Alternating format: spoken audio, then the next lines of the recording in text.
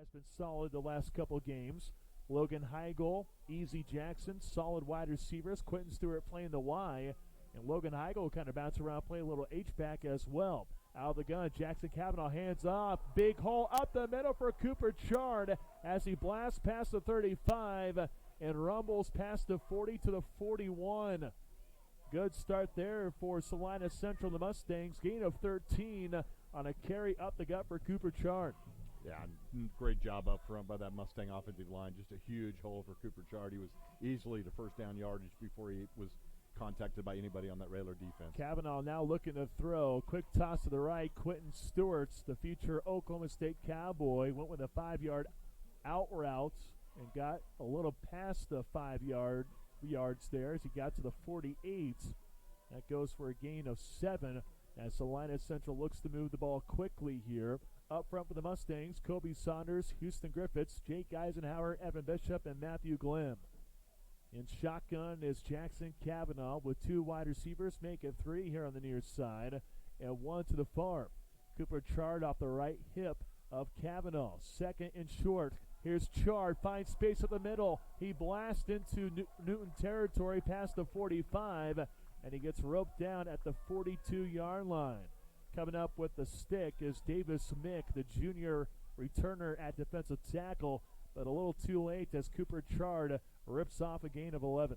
Yeah, and how about that left side of that offensive line on that play? Houston Griffith, the left guard, Kobe Saunders, the left tackle, drove their defensive end at least 8 yards into the basically in the defensive secondary before Cooper Chard even had to cut off that block. 3 wideouts right. Cavanaugh with a quarterback option, and he decided to keep, and he maybe gets a gain of 1 if he's lucky.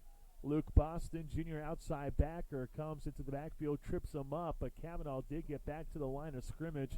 No gain on the play. A little over a minute into the contest, first drive here at Salina Stadium. Mustangs are moving right to left in the all-gray unis here for tonight. Numerals, at least at the chest, would be in maroon with white trim. Cavanaugh retreats in the pocket. His pass tipped at the line. He was trying to go down the middle, but senior defensive end Drake Heinrich, a 5'11 senior, just shy of 200 pounds, he got his arms up and got the deflection to force the incomplete pass. Well, and all of a sudden, what looked like a drive with all kinds of promise as it started with 3 big chunk yardage gains on the first 3 snaps, have now bogged down with a run by the quarterback, Jackson Cavanaugh, for no yards, and now an incomplete pass that was deflected at the line of scrimmage, and all of a sudden it's this drive bogging down, now 3rd and 10 at the 41. Cavanaugh in shotgun. Heigl in motion near side, faking the jet sweep, handoff Chard, and he gets stood up at the 40-yard line.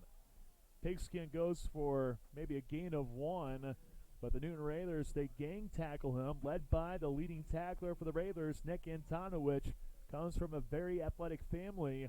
Gain of 1 for the Mustangs, but now a decision must be made for Coach Mark Sambo. It's a 4th and 9 look from the 40 of the Railers. 2 minutes into the contest here for senior night. Yeah, and this is a really gutsy call here by Coach Sambo to go for it on 4th and 9 at your own 40-yard line.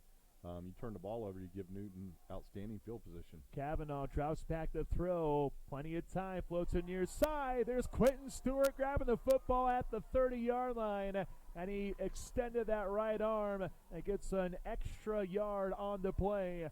At the 29-yard line, out he goes. Gain of 11 on a 4th and 9. The risk is a big reward for Salina Central, a first down. It is, and a nice route there by the senior tight end. Quinn Stewart knew exactly where he needed to get, and that was at the 30-yard line. He broke it off there. Double coverage, but still everybody playing deep. Nice pass by Jackson Cavanaugh, connects with his big senior tight end, and big 4th down conversion there for the Mustangs to keep this drive going. 1st and 10 from the Raider 29. Pigskin left hash, 2x2 set for Cavanaugh in the gun. Looking to hand it off. Here's Chard up the middle, rumbles inside the 25, and gets roped down at the 21. If it wasn't for a tackle by Antonowicz, Chard might have broke that thing into the 15, maybe even inside the 10-yard line. Instead, the knee touches down to the 22. Pickup of 7 for Cooper Chard as he's finding plenty of space to roam with this big offensive line. 2nd down in shorts. Same formation. Stewart in the slot to the right. Kavanaugh, quarterback keeper.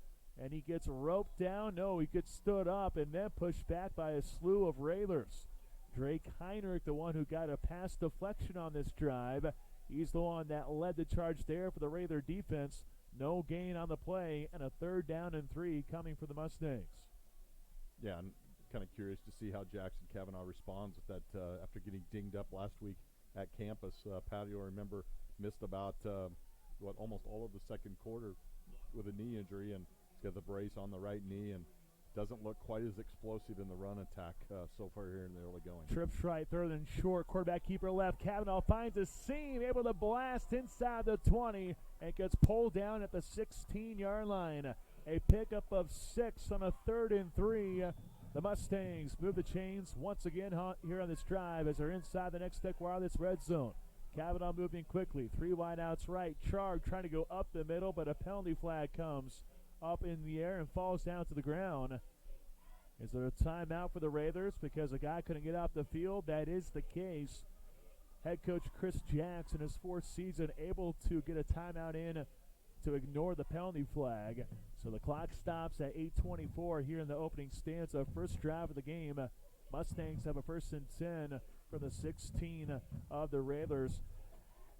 And Darren, we noticed this a couple weeks ago in that Salina South game. You kept harping, whichever team can get the running going, that team's going to be victorious. That ended up being the case. And since then, Salina Central with Cooper Chard, Gage Presser last week, you're starting to see this offensive line create some big holes for this running back in Cooper Chard, and even with quarterback Jackson Kavanaugh. Yeah, and you're exactly right. It's really a team effort. You mentioned the offensive line; they're doing a really good job. We're early in the season, maybe not. We're creating the seams, and that's really what this is designed to be. It's not so much holes, although we've seen a couple gaping holes here in the early going against Newton Railers, but predominantly in this spread, you're looking at just creating a seam.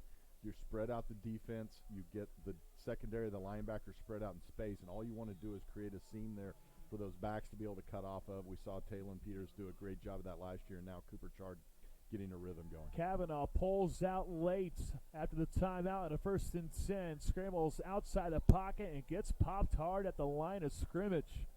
A heck of a tackle recorded by a Raider who flew to Kavanaugh running. That's Dahan Nelson, the 5'11 junior. He's 2nd on the team in tackles here for the Raiders. He gets a monster stick as Kavanaugh got outside the numbers to the far side. No gain on the play. 2nd and 10 coming from the 16 of the Raiders. Pigskin right hash. 3 wideouts left, 1 right. And the defensive tackle on the left side jumped across. That's Diego Ariano, the 5'9 junior. He came across the line on a hard count. Free 5 yards to the Mustangs as they creep even closer to the goal line. Yeah, that Patton Salina Central hard count just at the most opportune times when you come up with a big defensive stop and tackle Kavanaugh for no gain on the scramble, then all of a sudden you jump off sides and give him the 5 yards. 2nd down and 5. Cooper Chard barrels into a Raider down the right hashes, and he goes down inside the 5 at the 4. Cooper Chard being very powerful so far. Gain of 7. Mustangs get set up quickly. 3 wideouts left, 1 right for Kavanaugh in the gun. Ball flies back to him. Throws a left. Heigl dances at the line. Tries to go between the hashes for a touchdown, but he gets stopped at the 3 as the Railers had things sniffed out quickly. Salina Central on the move on the game's first drive. Had a penalty on the play, too. Yeah, there is a penalty. Good catch there, Darren. I didn't see the yellow flag, so good look. And it's a penalty flag going against the Salina Central Mustangs. They move backward. Coach Chris Jacks probably thinking, you know what, we want to push back the Mustangs who are inside the 5-yard line. A wise decision for Coach Jacks, even though that play would have went for maybe a gain of 1, if that. 7:23 to play in the first quarter. Nothing game. First drive here for either team. The Salina Central Mustangs trying to strike first here on senior night. So 2nd and goal from the 13-yard line. Kavanaugh with 3 wideouts right, pulls out, zips it to the flat. Catching the ball is Easy Jackson at the 10. He's able to blast up into the 5, and then he got pulled down at about the 4-yard line. So Easy Jackson's first grab goes for positive yardage. They actually mark him down at the 3, so it goes for 10. As Salina Central is sniffing that end zone here for a 2nd and goal. They have it as 3rd down and goal, but it's 2nd and goal here from the 3-yard line. Handoff going to the left side. Cooper Charge sniffing the end zone, able to break the white line for a Mustang touchdown. Cooper Chard with his first rushing touchdown here this season. It's a 3-yard scamper up the middle. Mustangs strike first on the first drive of the game. And great for Cooper to finish off that drive. 6 carries unofficially for 42 yards on that drive. Really set the tone early with some big chunk yardage rushes early on in that possession. But they come back with a nice little 10-yard pickup to get the penalty yardage back to Easy Jackson, and then come off right behind that left side of that offensive line once again. Craig True for the PAT. He misfired on 2 of them last week, but this one is up and in. The Mustangs, they rely on power on the first drive. They get on the board first. 7-0 Mustangs, 6:43 to go in quarter number 1. Let's take a 30-second timeout. You're listening to Mustang Football.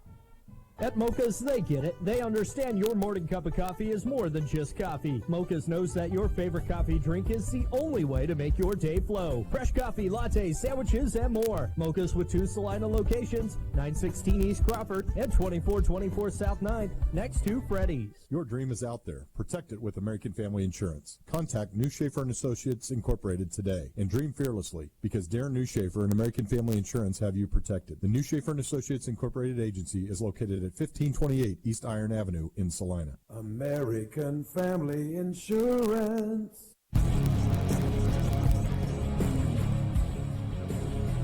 Salina Central with 14 plays, 76 yards, and a 3-yard touchdown by Cooper Chard. 7-0 Mustangs over the Newton Railers. 6:43 to go in the opening quarter.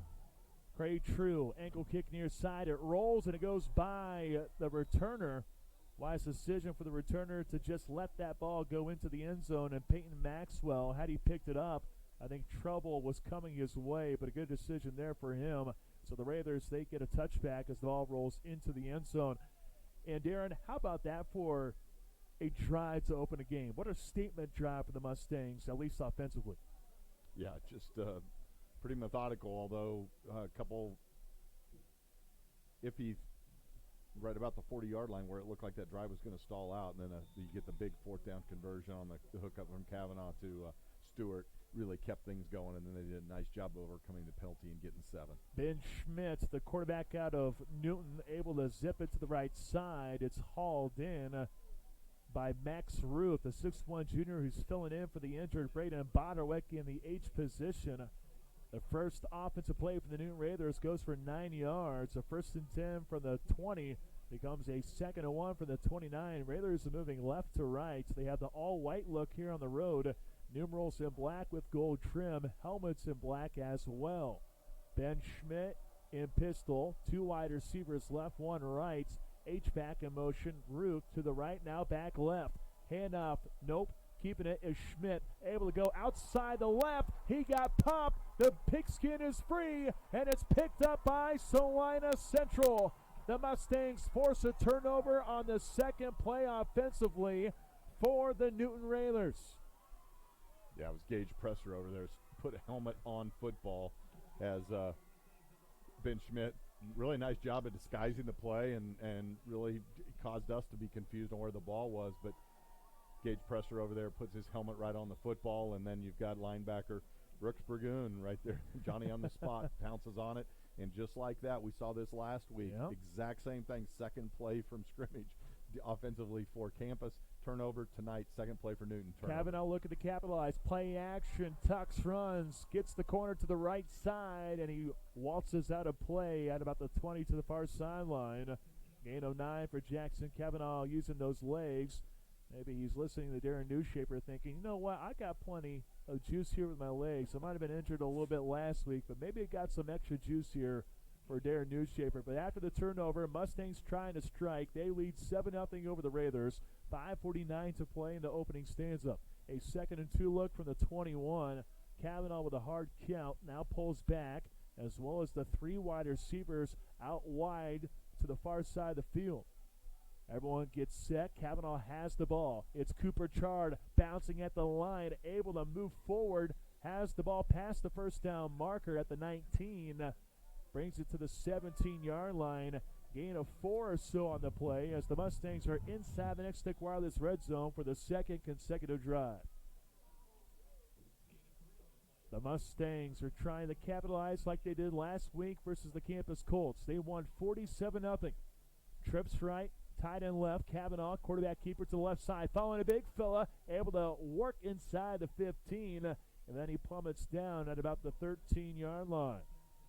Kavanaugh was just following his big man for a gain of 3 or so, making a gain of 4. Yeah, and right now it looks like Salina Central's identified we can run behind the left side of that offensive line. You got the big Kobe Saunders, the 6'4", 284-pound senior tackle, and next to him the all-league left guard, Houston Griffiths, at 244. That seems to be where they're trying to run the football. Cooper Chard going that way, able to work inside the 10, able to break a tackle at the 5, and he stays above the ground and goes into the end zone for a Mustang touchdown. Cooper Chard didn't have a single TD rush coming into the game. He's got 2 in the first quarter. This one goes for 13 yards. Yeah, he looks like a running back right now. Early on in this season, you could tell, no disrespect, but a young man that had played different positions during his high school career, and then with the graduation of Talon Peters and some other personnel situations, Cooper Chard thrown into the role of being the starting tailback in Salina Central, and he's really started to figure things out. Maybe was rushing, trying to get into the hole early on in this season. Now the patience is there, and behind a really nice performance so far of this offensive line, Cooper Chard looks like the real deal tonight here with 64 yards and a pair of touchdowns. PAT good from Cray True. 4:50 left in the first, 14-0 Mustangs. Quick 30-second timeout. You're listening to Mustang Football. Gibson's Ace Hardware Home Center in Salina and Clay Center is owned and operated by the Jones family. The Jones family has served Salina and Clay Center areas for over 55 years with sporting goods, paint, plumbing, and hardware. Ace is the place for hardware and sporting goods. Is your property properly insured? Be sure with American Family Insurance Agent Lori Diebold. From auto, home, and life insurance to farm and ranch, workman's comp, and umbrella policies, Lori's got you covered. Insured? Be sure with Lori. 1931 South Ohio in Salina. All right.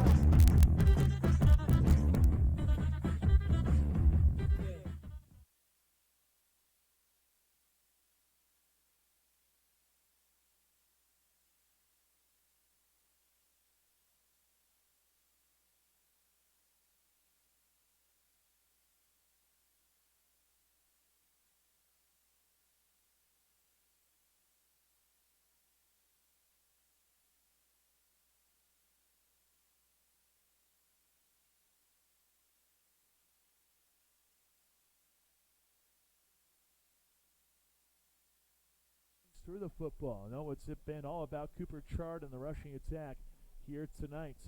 First and 10 for the 26. High snapper Schmidt hands it off, and a brick wall is awaiting for the ball carrier. That's the big fella, Talis Price, who had a pick 6 from 38 yards out last week. He stood up Kenyon Forrest, the sophomore tailback. No gain on the play. Yeah, and you hate to think that your second possession of the game is a key possession on the ball, how this ball game turns out. But right now, Pat, you get the feeling that if Newton cannot get anything going offensively tonight, it may be lights out already in the early going. Forrest counter Trey to the left side, able to stumble into a pile of Mustangs, and he pushed it forward for a gain of a couple. Brooks Burgoon and company there. Quentin Stewart also emerges from the rubble. Gain of a couple to the 29-yard line or so. Goes for a gain of 3. Dials up a 3rd and 7 from the 29 of the Raiders. 2 wide out stacked up left. And a penalty flag, multiple come out. The offensive line was delayed. The 2 wide receivers stacked up in the left slot moved early. All sorts of confusion there for the Raiders, who moved 5 yards back to set up a 3rd and 12. Yeah, very disjointed there. It looked like all the skill players thought it was on 1, and all the linemen thought it was on 2. because quarterback, running back, wide That's receivers, right, they yeah. all took off. The line, the center just stood right there. So a 3rd and 12, back to throw. Schmidt steps up, fires it underneath, and a good reception here by a speedster, Austin Wandra. Able to wiggle by a Mustang, and then he gets roped down by Gage Prester at the 37, but a little too late. A gain of 13 on a 3rd and 12 goes for a Railer first down. And that is exactly what the doctor ordered for the Railers. They needed to convert that first down, particularly after the penalty on 3rd down. 3rd and long, get a little crossing pattern to the speedster, Austin Wandra, and did a nice job of outrunning Gage Prester to the sticks. Picks up 13 when he needed 12. 3:15 to play in the first, 14-0 Mustangs. Railer football, 1st and 10 for the 37. 2 wideouts left, 1 right. Pulling back the throw is Ben Schmidt. It was bobbled. It would pinball away from the intended receiver, but hanging on for dear life is Peyton Maxwell. A 6-foot junior gets his 29th reception on the season. Him and Josh Edson had 28 catches each coming into tonight's game. His first grab goes for 4. And definitely Newton looks much better throwing the football around using the right arm of Ben Schmidt than they do rushing it right now against this vaunted front 7 for the Mustangs. Ben Schmidt hands it off to Forrest, plunges up the middle, went right behind the center, Sam Clausen. And Clausen comes up a little gimpy, but everyone seems to be okay. Kenyon Forrest coming into the game, 85 carries for 223 and 2 touchdowns, only averages 2.6 yards per carry. This totes goes for 2. So a 3rd and 4 coming at the 43 of the Newton Railers. Trips right, tailback off the left tip for Ben Schmidt. Schmidt has the high snap, wide receiver screen near side, trying to get by the Mustangs, but unable to do so was Maxwell. Logan Heigl blows up the play. He comes up, makes the stick.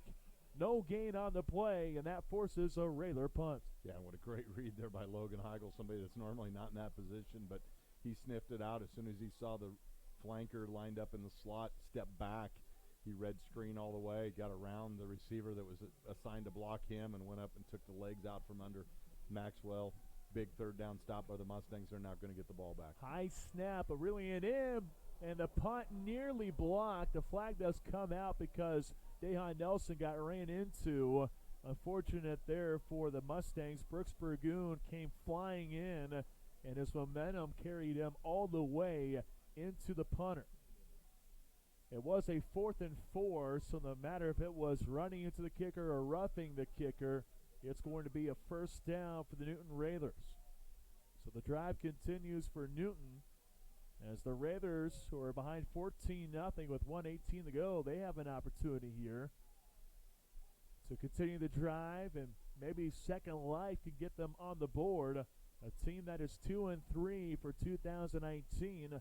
The Railers have had back-to-back 3-6 seasons. That's the best since a 5-5 record in 2013. Railers haven't had a winning season since 2009 at 7-3. The Railers trying to upend and spoil homecoming tonight for the Salina Central Mustangs following the penalty flag. 1st and 10 from the 42-yard line of the Mustangs. So the roughing the kicker penalty costly against the Mustangs. 1:18 to play in the first, 14-0 Mustangs. 1st and 10 for the 42. Schmidt retreats in the pocket. Here comes pressure. Gets rid of it. Bombs it near side. Looking for a guy who's coming diagonally across the field, and Peyton Maxwell. He couldn't come up with a grab. And that was a nicely thrown ball by Ben Schmidt as he let it fly, but he couldn't come up with one of his favorite receivers. No, and in the early going, getting an opportunity to watch Newton, they like to use their routes going across the field. And in high school, it's surprising you don't see more programs try to do that, whether they be just on a crossing pattern over the middle, maybe 5-6 yards, or a deep post pattern. Make those defensive backs try to run with the receivers. Wide receiver screen to the left side, and getting just enough of it was a guy coming in screaming. Andon Price, the young pup, as Coach Mark Sambo would describe him as.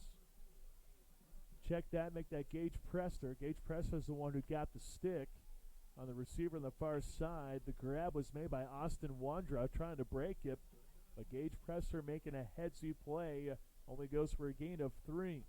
40 seconds to play with here in the first. 14-0 Mustangs.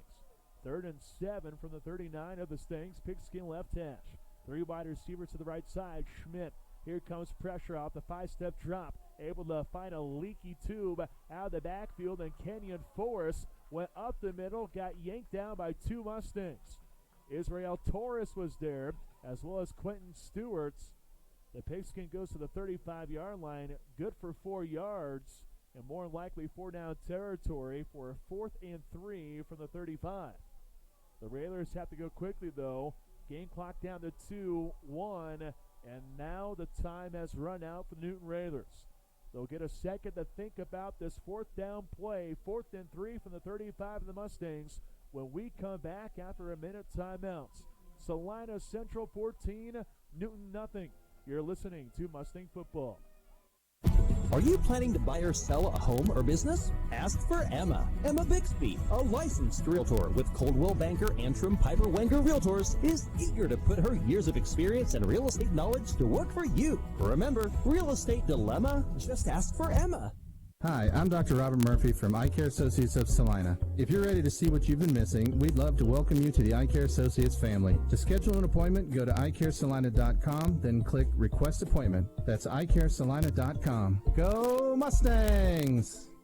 Give us a call at Hometown Outdoor Power in Salina, Minneapolis, and McPherson to get your mowers. Sign up for our winter service program. Don't forget to ask about the early sign-up promotion when you call.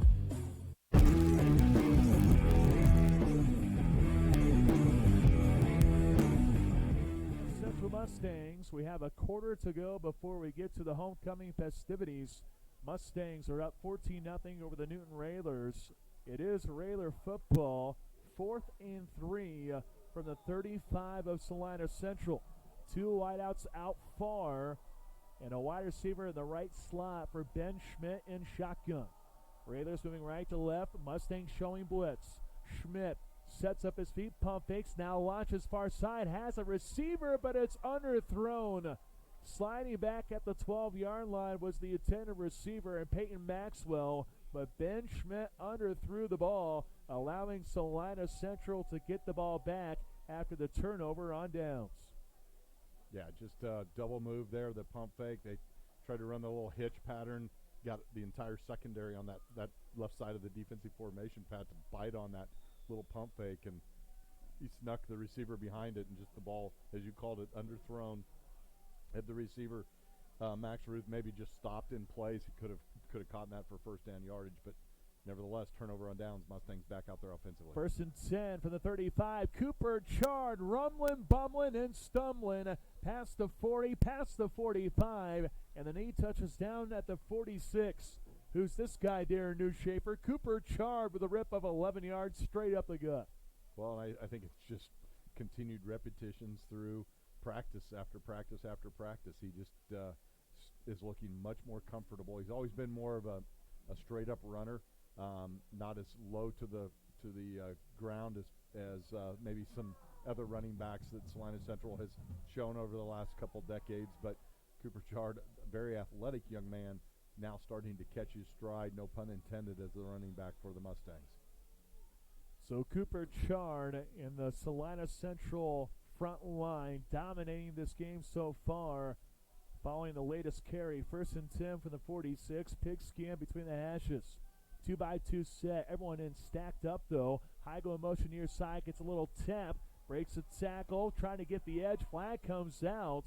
He did get the edge, but then he got pulled out. The Newton Railers showing out their speed. Henry Clausen, the strong safety who likes to creep up to the line. He's the one that got the tackle. Not going to matter, though, here, Darren Newshafer, as the Salina Central Mustangs look at their second penalty here for tonight. Yeah, and it's another hold right at the perimeter on the point of attack. So penalty marker against the Salina Central Mustangs. Last time they had one, though, didn't seem to affect them, as they were able to get a rip of 10 yards or so by Easy Jackson. But the Mustangs have a little bit longer to go here. A 1st and very long back at the Mustang 32-yard line. 11:23 to go in the first half. 14-zip. Salina Central. Kavanaugh out of the gun. Floats it near side. Screen pass. Heigl has space. There he goes. Tiptoes on the near sideline to the 30, 20, 15, 10, 5. See you later. Logan Heigl and Salina Central with a big strike on the wide receiver screen here to the near side. It's a touchdown of 68 yards as Salina Central pushes the lead to 20 points. And what a call. What a great design. Jackson Kavanaugh looks like he wants to roll back out to his left, and they let the defensive lineman go, and you saw every one of the Mustang offensive line form a line, basically a little wall on the hash mark at about the 40-yard line, and once that ball fluttered but got to Logan Heigl, and it was there was a wall of gray jerseys there, got key blocks from a couple offensive linemen, and then it was a foot race down the sideline. Logan Heigl, 68 to the house. Well, that'll settle things here for Salina Central. Mustangs 21, Raiders nothing. Just starting the second quarter. Time for a 30-second pause. You're listening to Mustang Football. Jeep Adventure Days brings great deals on new Jeeps to Marshall Motors in Salina, like $5,000 off a new Jeep Renegade Trailhawk or $6,000 off a new Jeep Cherokee Limited. Save now at Marshall Motors, located on South 9th Street or online at marshallmotor.com. Lowest rates, flexible plans, exceptional customer service, and coverage for everywhere you are. Say goodbye to being just a number. Say hello to something different at Next Tech Wireless. Open up this contest. 11:11 to go in the second. 21-zip Central over the Newton Raiders. It's a low kick, but it's picked up by Josh Edson at the 15 of the Raiders. Able to wiggle outside to the right, got past the numbers to the 20, and near the 25-yard line. Looks like the nose of the football is actually down at the 27, so a decent return for Josh Edson. A pair of touchdown runs for Cooper Chard in the first quarter. As for the second quarter TD, Jackson Kavanaugh had pressure in his face, able to flutter it near side to Logan Heigl, as Heigl gets his 6th TD reception on the season, goes over 400 yards receiving with a 68-yard house call. Mustangs completely in control, but the Raiders, they drove deep into Mustang territory, ultimately stalled out because of a couple of tough play calls. So they had a 4th and 3, went for it, and then they got stood up after an incomplete pass. Here is Kenyon Forrest, who was able to find space between right guard and the center. And Kenyon Forrest just plunges forward past the 30 to the 31. Pick up a 4 to open the drive for the Newton Raiders, who only average 47 yards on the ground per game this season. And they're right on the average right now. I've got them unofficially for 12 yards rushing. 8 yards rushing on 5 attempts. So not what they're known for. We thought that Ben Schmidt's right arm was going to have to get the job done for the Railers tonight, and so far that appears to be. It's going to be all on number 7's back. Schmidt in pistol. It's a power play near side, but not much space. Central plugged up the middle real quick. Forrest just kind of danced to the line, and he was met by a pair of Mustangs right up front. Talis Price, Rafael Serrano, both involved on the play for the Salina Central Mustangs. No gain on the play. Brings up a 3rd and 6 from the 31 of the Raiders. They are behind by 3 scores, 21-0. Under 10 minutes to play in quarter number 2. Ben Schmidt in the gun, 2 wideouts near, 1 to the far. There's 1 wide receiver in the slot to the left side. Schmidt dropping back the throw, looking near side, pump fakes, now runs up the middle, scrambles outside to the right, has the corner to the 40, 45, and he gets taken down at the 46-yard line. Ben Schmidt showing his ability to run the football as well as pass. 15 yards on the quarterback scramble for a Raider first down. And that was a play the Railers needed desperately on 3rd and long, and Salina Central's defensive front just kind of pinning their ears back. They went with the pass play. Coverage really good there by the secondary, and protection broke down for the Railers, and that allowed Schmidt to, or forced Schmidt, I should say, to find a seam and then use his athletic ability to get up the field. Picks up 14 yards and a badly needed first down for these Newton Railers. You get the feeling, Pat, they need to score here. That is kind of the case right now as Kenyon Force just bangs up to the right guard. Austin make it Aiden Kendall, and he's not finding much space. Check that. That's actually a new ball carrier. That's not Kenyon Force. Instead, for the first time, we see Luke Boston, the guy who primarily plays linebacker. Now Boston sprints off the field. Onto the field is Josh Edson, but Kenyon Force also there for the Newton Raiders. No gain on the play. 2nd and 10 coming from the 46.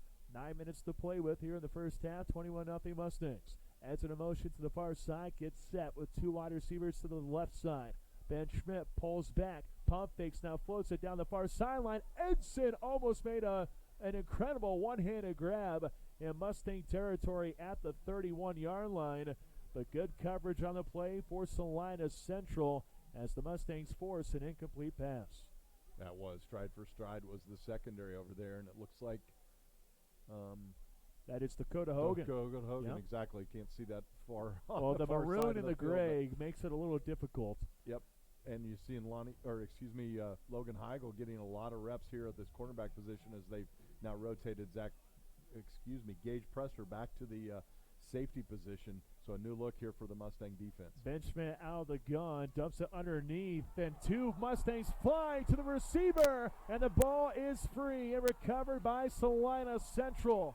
The Mustangs with their 2nd forced turnover as Logan Heigl comes up with a rock. Unfortunate for Gavin Kusick, the 5'9 senior. He had the ball punched away from his body after the reception. Turnover forced by the Mustangs as they have prime time position at the Raider 45-yard line. Yeah, we just talked about Logan Heigl getting some playing time on the defensive side. He's right there as the ball is punched free once again. Just nice job here by this linebacking crew and these secondary members of the Mustang defense are coming up and really attacking the ball carrier when they get in the secondary. So 1st and 10 coming at the Raider 45. Cavanaugh out of the gun. Design quarterback keeper to the right. Cavanaugh finds a seam. He lowered the shoulder. Ran right into Henry Clausen at the 40-yard line. Looks like they moved the ball back to the 41. So a pickup of 4 for Cavanaugh. 8:35 remaining in the second. Mustangs 21, Raiders nothing. Salina Central with 3 touchdowns, 2 on the ground with Cooper Chard, and a big strike of 68 yards on a screen pass to Logan Heigl. 2-by-2 set for Cavanaugh. Off the right hip is Chard. Goes up the middle, finds a 35, and gets stood up at the 30-yard line by a pair of Newton Raiders. Henry Clausen, the safety, was the one hanging on for dear life.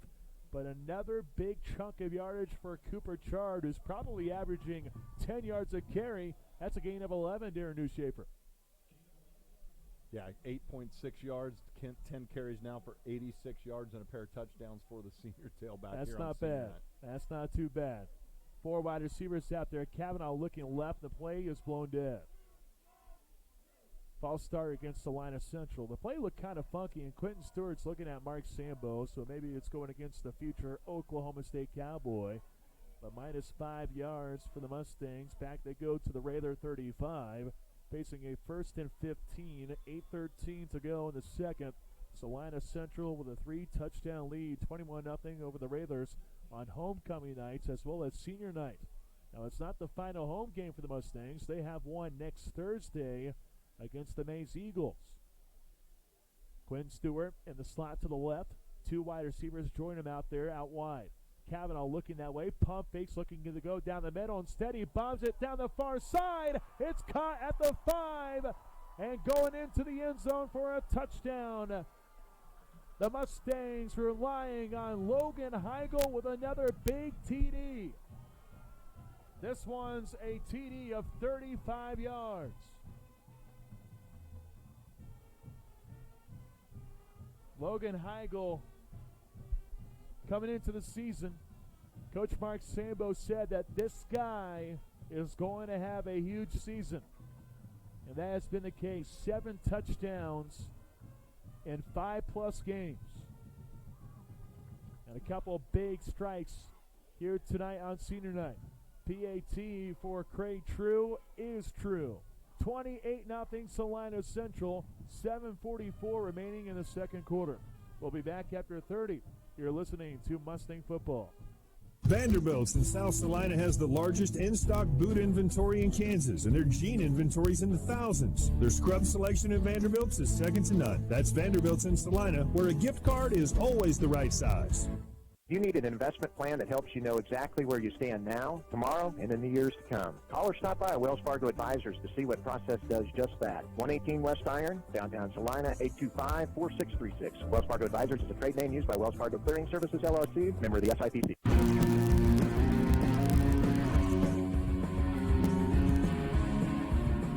With 7:44 remaining in the first half, but there seems to be some confusion after the PAT.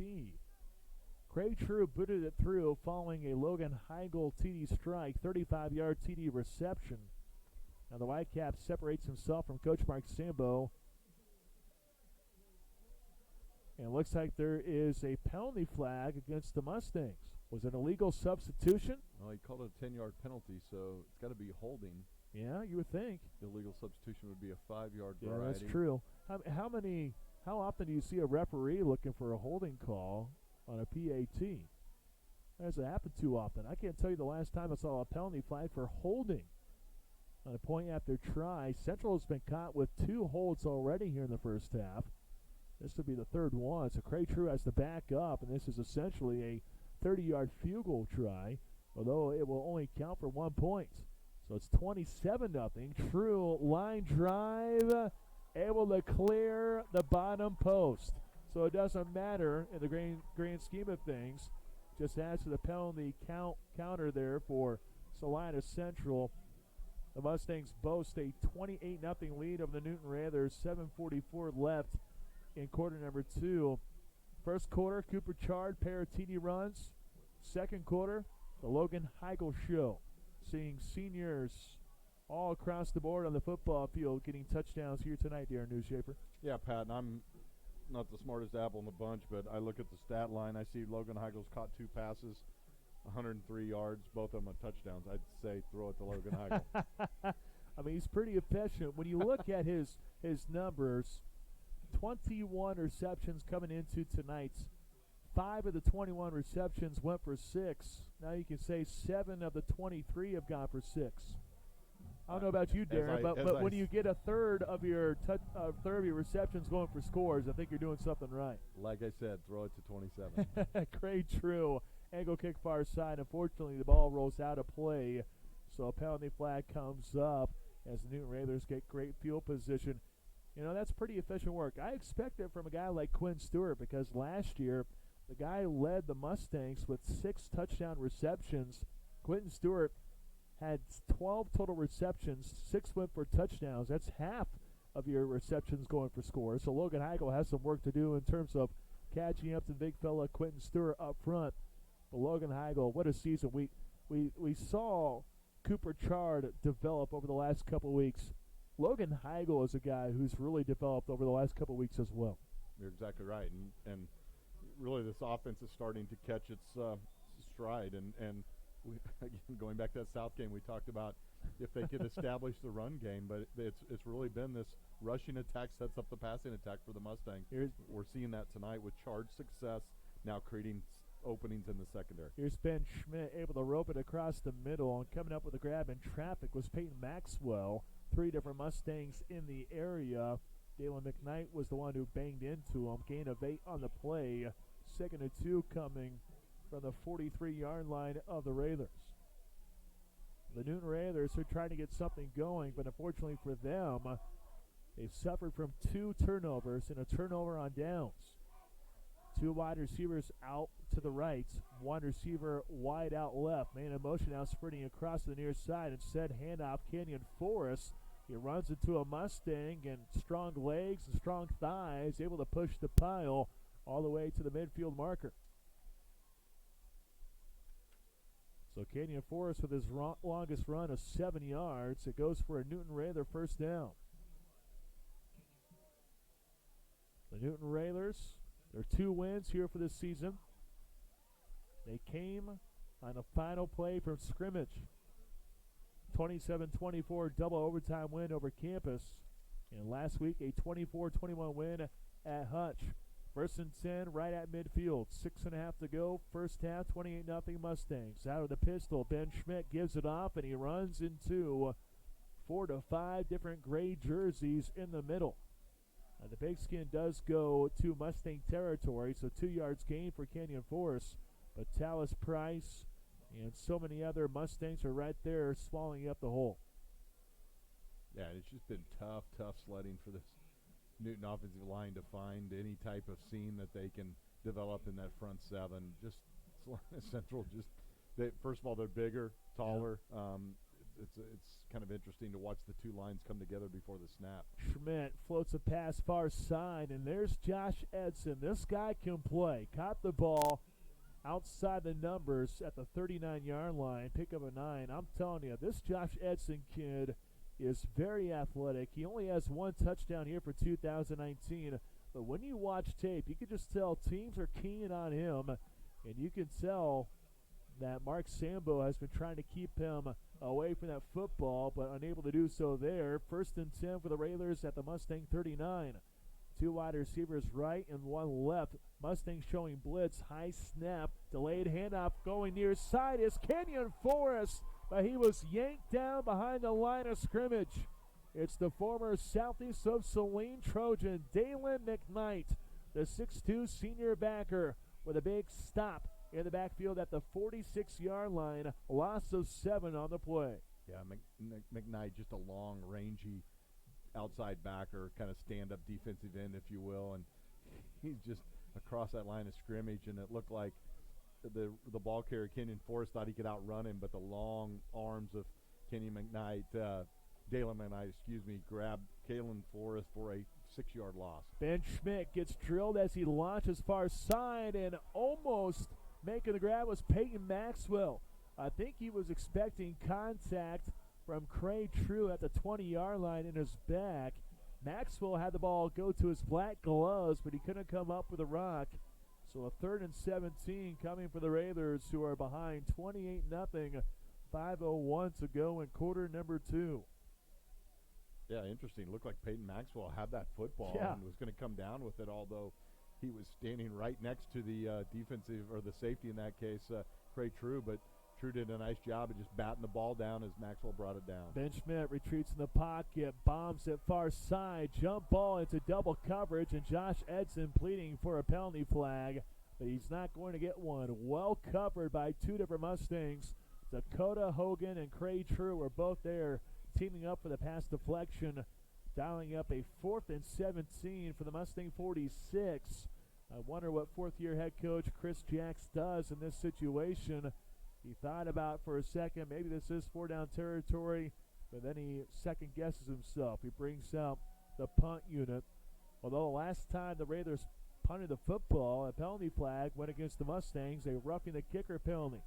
Dahan Nelson is standing inside the 40, high snap above his head, reels it in, gets it away, skyrocket, spiral kick going down the middle, bounces at the 20, inside the 15, and it goes inside the 10 and finally comes to a halt at the 7-yard line.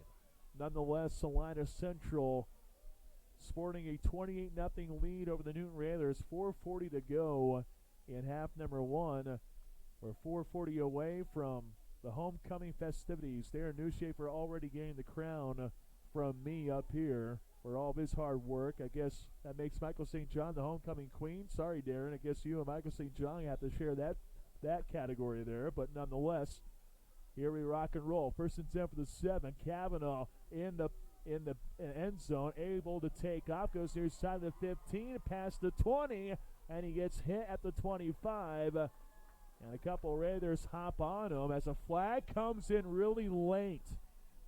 So Jackson Kavanaugh uses his legs for a gain of 23. But a yellow flag came in at the tail end of the play.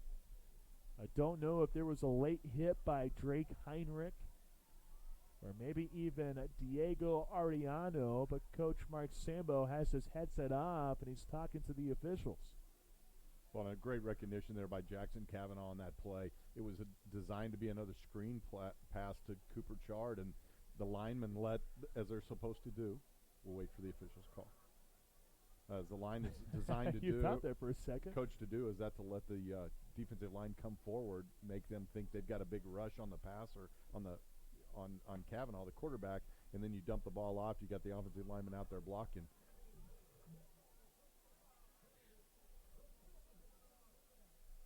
So there are two penalties, one against Newton and one against Central. Both were dead ball, personal foul penalties. But since one went against the Mustangs and one went against the Raiders, they offset. So no harm, no foul there. So the gain of 23 with Kavanaugh's legs stands. And to finish that thought, Cooper Chard got caught up in the wash, if you will, amongst the defensive offensive line, so he wasn't there to throw the football. Jackson Kavanaugh heady took off and ran right where the screen was supposed to go, had linemen out there blocking, 23-yard first down. Kavanaugh able to sling it down the middle. Quentin Stewart got the ball at the 35, and he took a shot at his helmet. He's clapping. I imagine that his face mask maybe got yanked just a little bit at the 36-yard line. Gain of 6 might become a gain of 21. Although we have to wait and see what the officials might say. Quentin Stewart was clapping. I know he was adjusting his face mask. Has those long dreads, if you will, long hair. And now the white cap comes away. Just says penalty flag against the Newton Raiders. Unnecessary roughness against the Raiders. So you do add on another 15 yards, and all of a sudden, Mustangs had the football at the Raider 49, 4:12 to go in the first half, leading 28-0. Yeah, and 28 seconds ago, Salina Central was inside their own 10-yard line. Just like that, they're across midfield. So two wide receivers near side to the far. Kavanaugh pulls back, lets it go to the right. Quentin Stewart with a catch at the 44, and he gets hit at the guts by Colin Saucedo, senior returner at corner. He only weighs 140 pounds soaking wet, and he just went into the big body of Quentin Stewart, who's 230 pounds. Nonetheless, gain of 5 on the play to bring up a second and 5 look for the Stangs. Two wide receivers out wide left, and now Quentin Stewart gets settled in at the left slot. Wide receiver screen to the left side. Hauled in. Heigl goes up the middle to the 40, tries to bounce it to the left, inside the 35, and he goes down outside numbers at the 31-yard line. Gain of 13. Doesn't go for a touchdown, Darren Newshafer, but Logan Heigl, some positive juju on this drive with that reception. Kind of disappointed in Logan's efforts there. All seriousness, though, 3 catches for 116 yards for the young man here on senior night. So, again, you run that little jailbreak wide receiver screen, but when you got a tight end the size of Quinn Stewart out there blocking, it makes things a little easier. Jackson Kavanaugh pulls back the throw. Here comes pressure, scrambles right, and just gets rid of it. Luke Boston was chasing him. A couple other guys up there as well, like Drake Heinrich, who's been all over the football field. Davis Mink, junior defensive tackle, was involved in the play. Incomplete pass sets up a 2nd and 10 look at the Raider 31-yard line. Mustangs 28, Raiders nothing. 3:05 remaining in the first half. Salina Central jumped out to a 19-0 lead over these Raiders last year. Then it was a 19-12 ball game, and the Mustangs took control, winning 33-19. Cooper Chard finding space, able to rumble down the left hashes inside the 25, and he plunges forward near the first down marker.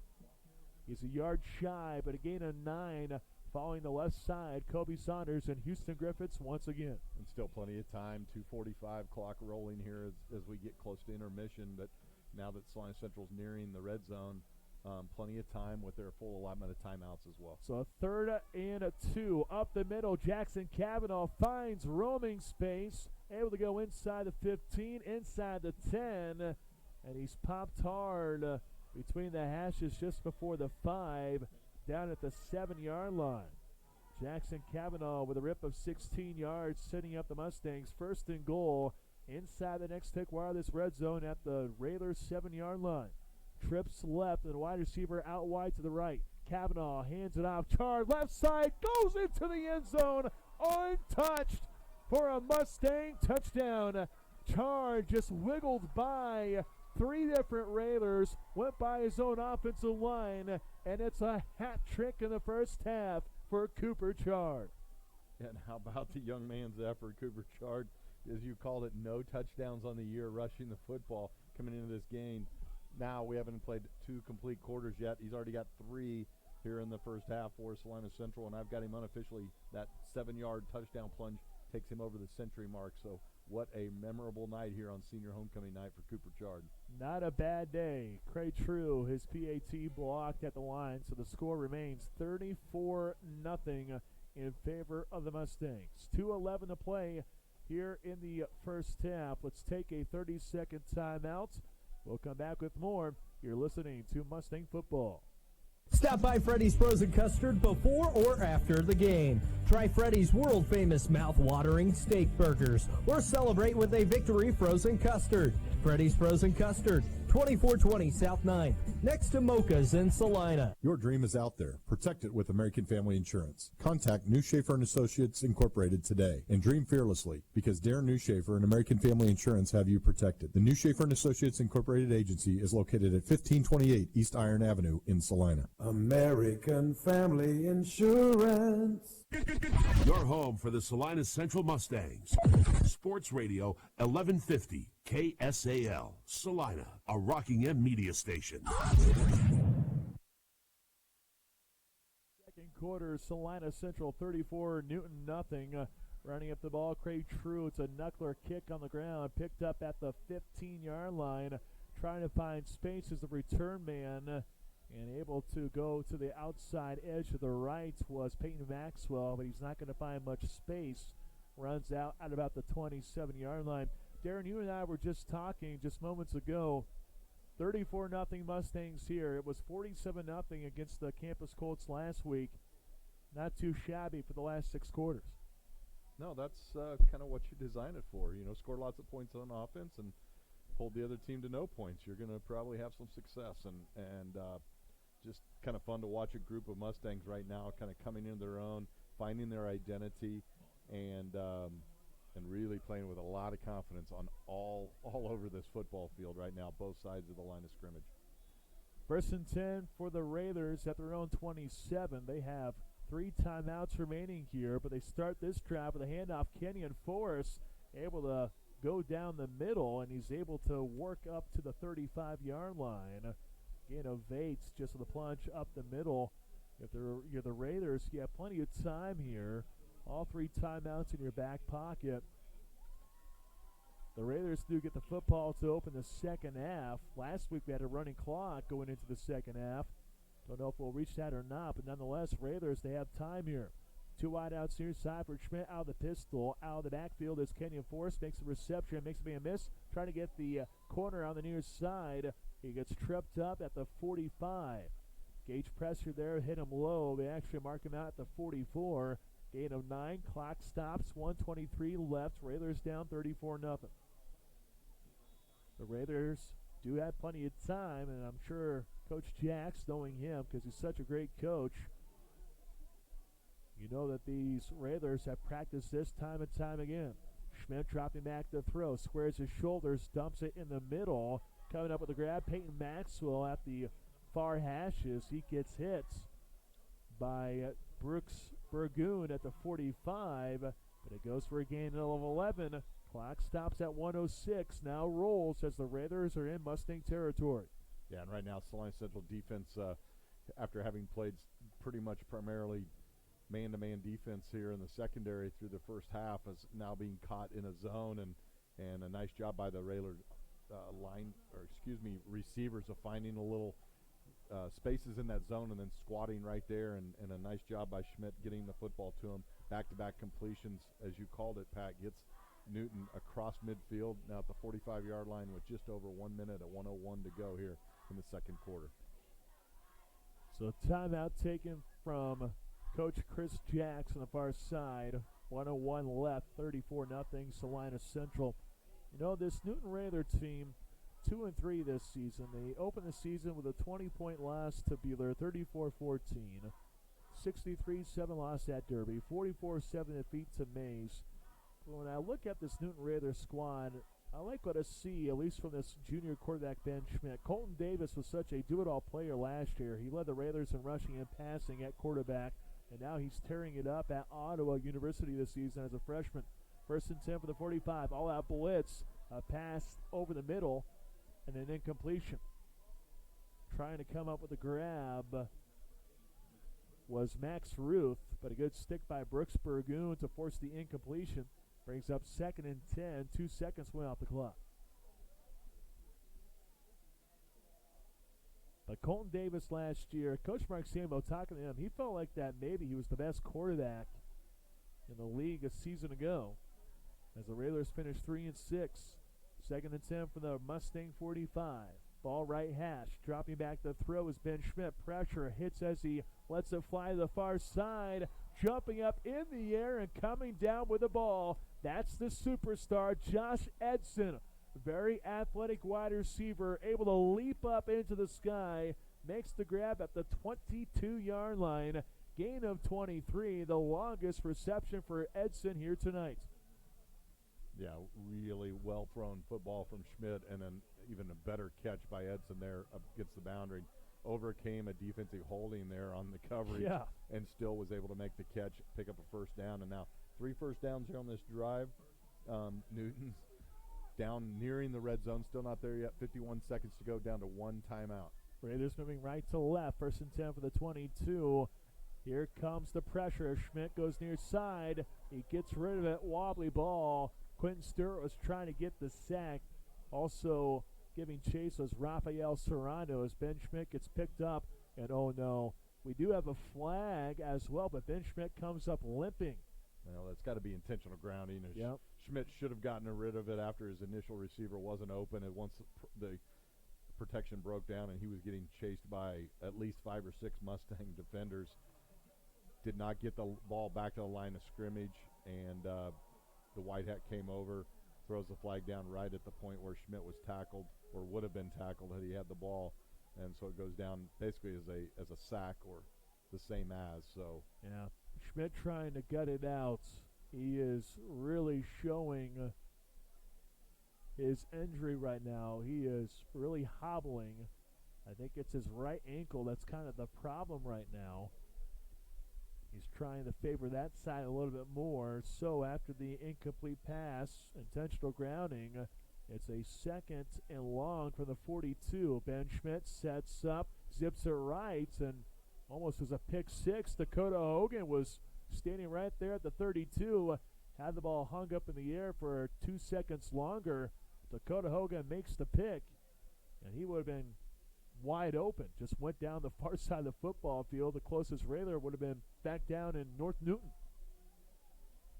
But nonetheless, the Railers will have to fight for another day. A 3rd and 30 coming from the 42-yard line. 35 seconds left in the second quarter, 34-0. Schmidt to the right side. It's a screen pass to Josh Edson. Trying to find a seam, and now he's trying to break to the outside. And he's able to do that successfully. He was outside the far numbers, and he took a nosedive at the 34-yard line. Gain of 8, but not nearly enough. But it does allow the Railers to go for a 4th down here. Might be just a Hail Mary for Ben Schmidt just to see how far you can throw the football into the end zone. I don't know too many 4th and 22 calls, but we'll see what Coach Jacks has drawn up here. Trips right and a wide receiver out left. Ben Schmidt in pistol. Kenyon Forrest behind him. Schmidt rolling right now. Plants. Here comes pressure, and he gets thrown down like a rag doll. It's Quentin Stewart, the future Oklahoma State Cowboy, coming up with sack number 2 this season. Yeah, just a speed rush off that left end, right side of the defensive or offensive formation, left side defensive side, and Quentin Stewart just beat Ben Schmidt back to the spot where he's going to take his drop back at, and the big number 19 there wrapped him up, flung him to the ground, and just like that, it appeared that Newton might be able to make a dent on that goose egg before half as they were nearing the red zone, and then the big pressure sack / intentional grounding put them definitely behind the chains, and then incomplete pass, a small gain, and then the big sack by Quinn Stewart on fourth down turns the ball over to the Mustangs. 22 seconds left. First and 10 for the 42. Kavanaugh looking left. Quentin Stewart makes the grab. Goes past midfield. Now into Raider territory as he barrels over a Raider near the 40-yard line. Forward progress marked down at the 7, make it the 41. It's a gain of 17 yards. Mustangs do have all 3 of their timeouts left. 13 seconds to go. Mustangs leading 34-0. And Coach Mark Sambo, in his second season, decides to call for his first timeout here in half number 1. Well, Salina Central, I find this interesting because it's been such a hot topic. So the Newton Raiders have actually won 2 of the last 3 games over the Salina Central Mustangs. And I find it interesting because the Raiders, they were not always in the ABCTL Division 1. They were in Division 2 in 2016 and 17. Well, now you have Salina Central moving to Division 2 for 2020 and 2021. Just found that note to be rather interesting, but it does also say that, Salina Central and Newton and all these teams in the ABCTL, you can tell that they always want to play each other as much as possible. Yeah, and it's a nice, easy drive for both fan bases and the schools to get there right down I-135 and similar-sized schools. And there's been some pretty good matchups. Nice facility down there in the park in Newton that the Raiders get to play out, and it's always an enjoyable contest when the two get together. Kind of a interesting little, I wouldn't say rivalry really, but on the basketball court and the tennis court and a lot of there's no things. doubt there. Yeah. I've seen plenty of fireworks on the basketball court, that's for darn sure.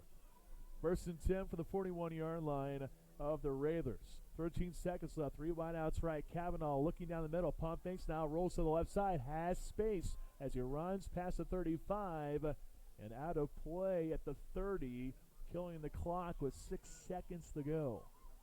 They actually mark him back before the 30-yard line. They actually say the 33.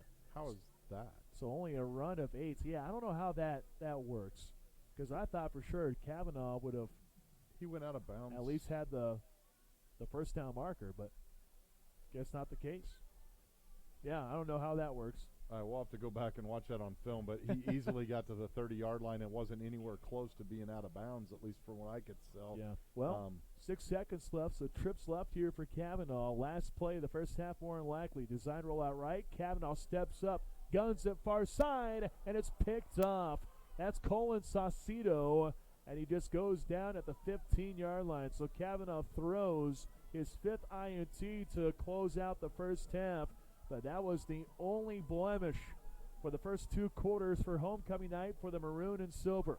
34-0 Salina Central over Newton. Let's take a 2-minute timeout, then come back for the Salina Regional Orthopedic and Sports Medicine Clinic halftime show.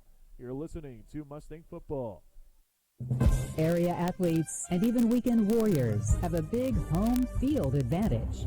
Salina Regional's Orthopedic and Sports Medicine Clinic.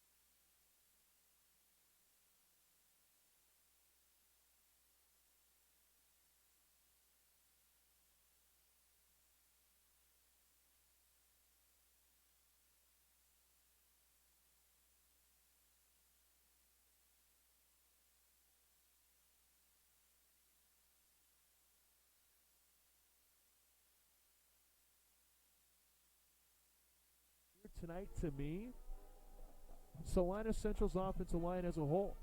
I don't think it's just more so Cooper Charge, not so much Logan Heigl. You're seeing some good blocks, and you're not seeing Jackson Cavanaugh get popped here tonight. I think that's a sign of a good offensive line play. Yeah, the offensive line's been dominant. You're right. Getting Cooper Chard off to a career night for him rushing the football. Jackson Cavanaugh has found himself on the turf a couple times, but it's only been because he's taken off and run. There was once or twice where he got shoved to the ground, but that was on designed screen passes, which those are designed for the offensive line to let the defensive line go through. More importantly, what does the offensive line do once they allow that disengagement from the defensive line, and that is to get downfield out in front of the receiver and throw blocks. And on the two plays that they've called that were designed screen plays, one goes for about a 68-yard touchdown to Logan Heigl, and the other one, Cooper Chard never gets out of the backfield because he gets tripped up, but then it still ends up being about a 24, 25-yard carry by Jackson Cavanaugh. Again, why? Because the offensive line was down there blocking like they're supposed to. So I think you're right. They set the tone early. The big uglies up front got things going and got nasty. Cooper Chard really got things going running the football, and all of a sudden now you got safeties and linebackers having to look in the backfield to see where number 21 is and whether he's got the rock. And when that happens, they can't pay attention to the myriad of receivers that the Mustangs have out there. And now they're able to throw the football with a great amount of success. Incredible balance for Salina Central, unofficially 9 of 13, passing the football for 172 yards, rushing 22 attempts for 170. So you talk about balance, 170 and 170 basically, throwing and rushing. Can't get much better balance than that on 35 total plays. Meanwhile, the defense, another stellar effort. You look at it, pitching a shutout now through not quite 2 complete games, but a game and a half, and going back into that Hutch contest prior to that, the last quarter, I believe, was a shutout, if my memory serves me right. So really putting up some amazing numbers defensively for the Mustangs, giving up just 136 total yards to Newton here in the first half, and quite frankly, about 40 of that came on the last drive before Newton stalled out and turned it over on down. So I guess you could say Cray True missed an extra point. That's about the only bad thing. And an INT at the very end. That's pretty much it. Yeah, but that two was things. Those you really but that can't. was absolutely. But you know what I mean, though. Those are like two really, really minor you things. have to. If you're looking for those, you're stretching big time to find something bad for the Mustangs. And I'm definitely not one of those. That's for darn sure. I am smiling, and I know that a lot of people are smiling as well, listening to a fantastic band performance. Coming up here before too long, we'll see who is homecoming king and homecoming queen. But we will have to take a step aside, as you'll have a chance to listen to the head girls tennis coach at Salina Central, Mike Gall. Things are going swell for the Mustangs, and he'll tell you all about that coming up here shortly on the Salina Regional Orthopedic and Sports Medicine Clinic halftime show. Your score here at the break: Salina Central 34, Newton nothing. You're listening to Mustang Football. Hi, I'm Dr. Robert Murphy from Eye Care Associates of Salina. If you're ready to see what you've been missing, we'd love to welcome you to the Eye Care Associates family. To schedule an appointment, go to eyecaresalina.com, then click Request Appointment. That's eyecaresalina.com. Go Mustangs!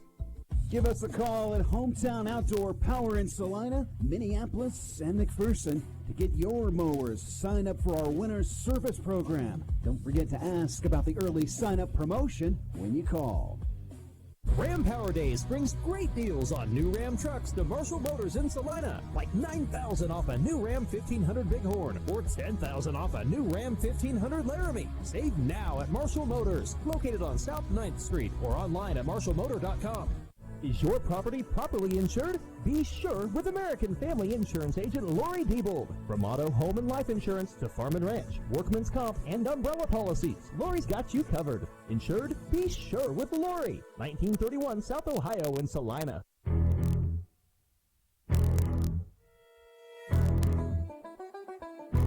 Welcome back into the Salina Regional Orthopedic and Sports Medicine Clinic halftime show. I'm Pat Strothman. We'll get to the first half stats here in just a little bit, but right now we put the spotlight on another athletic program at Salina Central, And tonight we put the focus on Salina Central girls tennis. And to talk about that, we visit with Mike Gall, the head girls tennis coach at Salina Central. And Coach, let's go back to the most recent meet, the AVCTL Division I Championship.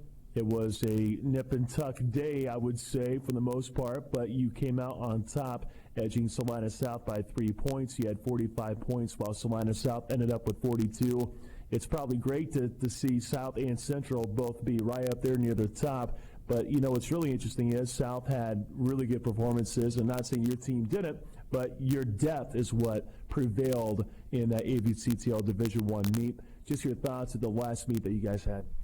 Well, of course, it's always great to come out on top of your own league tournament. It's our last year in Division I. We'll be shifting to Division II next year, so we won't get to see all those guys. So it was good to go out on top of this last time. But yeah, the depth was our strong point. We had a first, 2/3, and a fifth.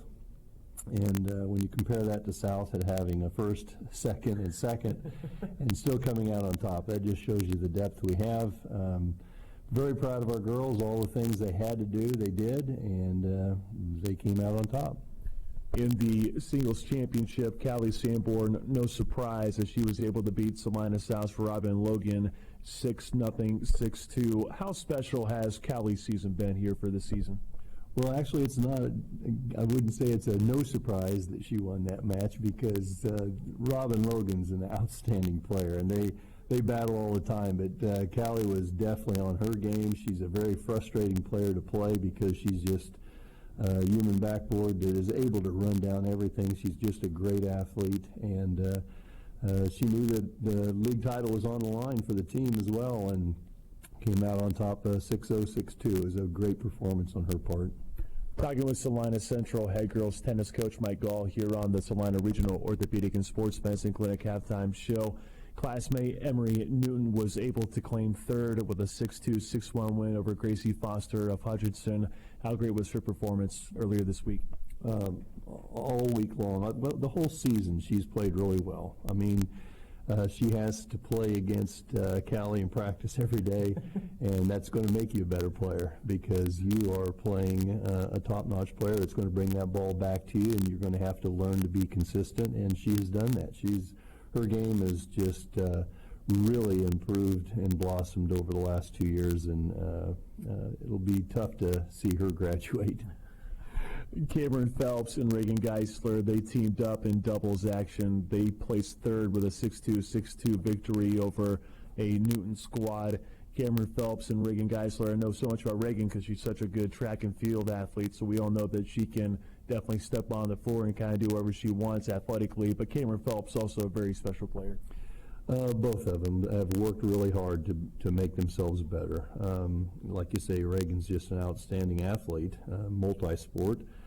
Cameron spent her off season making herself better. She just went out and she was out there daily hitting the ball, and it shows in her play. And the two of them together have really come together to make themselves really good doubles players. And again, they've got Sydney and Molly to hit against each day. So they make each other better, and it's just a real plus for our program to have top-notch people to play against every day in practice. You brought up Sydney and Molly. They were able to place fifth in the AVCTL Division I meet earlier this week. You brought up how those two gals are just trying to, I guess, keep their confidence up for the most part, because I think they have high expectations for themselves. But you bring up Molly and Sydney. Just how special is it to have them in practice, as you mentioned? Oh, outstanding. They're both very good leaders and quality personalities. Fun to have around. They bring that competition level up for us in practice. And I know they were disappointed at league to drop down to fifth, but their biggest concern, I guess, was looking into regionals of how that would affect them. And we tried to explain to them it's not going to affect them. It's where they are seated-wise, but they're still going to have to beat the same people to qualify for state. So I'm very happy where we are going into regionals, and I'm looking forward to it. How special has this season been just as a whole with Salina Central girls tennis, the entire program? It's fantastic. I mean, this top 6 are 4 seniors and 2 juniors, and again, like I said, quality kids, quality students. But I talk quality, and the Salina programs, period. The Salina South program with Ryan Stewart, he's just done a fantastic job of bringing those girls around and has developed a great program. I can't say enough about. I mean, Ryan used to be my assistant, and he has just taken over a job and just went with it. And again, the girls that he has are quality girls. I had them all in class, in a classroom situation, and couldn't be more proud of them. And I hate to single out kids, but Jill Coleman, I mean, I can't say enough about a young kid her senior year that blows her knee out her junior year, and she did the rehab, she did everything she needed to do, and here she is, and I'm more happy for her than anybody. Last but not least, since I won't get a chance to talk to you in the spring, at least for a halftime interview, I think we all know that you're probably a little excited for what is going to take place for boys tennis in the spring. Oh yeah, that's on the back burner right now. It's always great to have those guys out there. They make every practice, every season just so much fun, and we are still underclassmen there. Of kids that I'm not going to lose yet, and so I'm looking forward to that. But again, like I said, our focus right now are on these girls, and I'm very proud of them, and I'm looking forward to having the next days to improve before we head into that regional. No doubt, Coach. Thanks a lot for the time. Thank you very much. That's Mike Gall, head Salina Central tennis coach here on the Salina Regional Orthopedic and Sports Medicine Clinic halftime show. Up next, we'll have the first half stats. You're listening to Mustang Football. Area athletes and even weekend warriors have a big home field advantage. Salina Regional's Orthopedic and Sports Medicine Clinic, working with athletes of every level to help prevent injuries or to heal through surgery and rehabilitation. You can count on Salina Regional Orthopedic and Sports Medicine to get you back in the game. Led by orthopedic surgeons Drs. Timothy Hawks and Travis Rump, and sports medicine physician Dr. Matthew Pyle, along with an A-team of certified athletic trainers and physical therapists, Salina Regional Orthopedic and Sports Medicine provides athletes with the highest quality, most timely care. At the school, on the field, or in our clinic, we're ready wherever and whenever you need us to help you get back in the game and keep you in the game. Salina Regional Orthopedic and Sports Medicine Clinic. The home field advantage starts here. Visit us at salinaregionalsportsmedicine.com. Lowest rates, flexible plans, exceptional customer service, and coverage for everywhere you are. Say goodbye to being just a number. Say hello to something different at Next Tech Wireless. Vanderbilt's in South Salina has the largest in-stock boot inventory in Kansas, and their jean inventory's in the thousands. Their scrub selection at Vanderbilt's is second to none. That's Vanderbilt's in Salina, where a gift card is always the right size. Proud to support our youth. Remember, honesty is the only investment that never fails. Call or stop by Wells Fargo Advisors at 118 West Iron, downtown Salina, 825-4636. Wells Fargo Advisors is a trade name used by Wells Fargo Clearing Services, LLC, a member of the SIPC.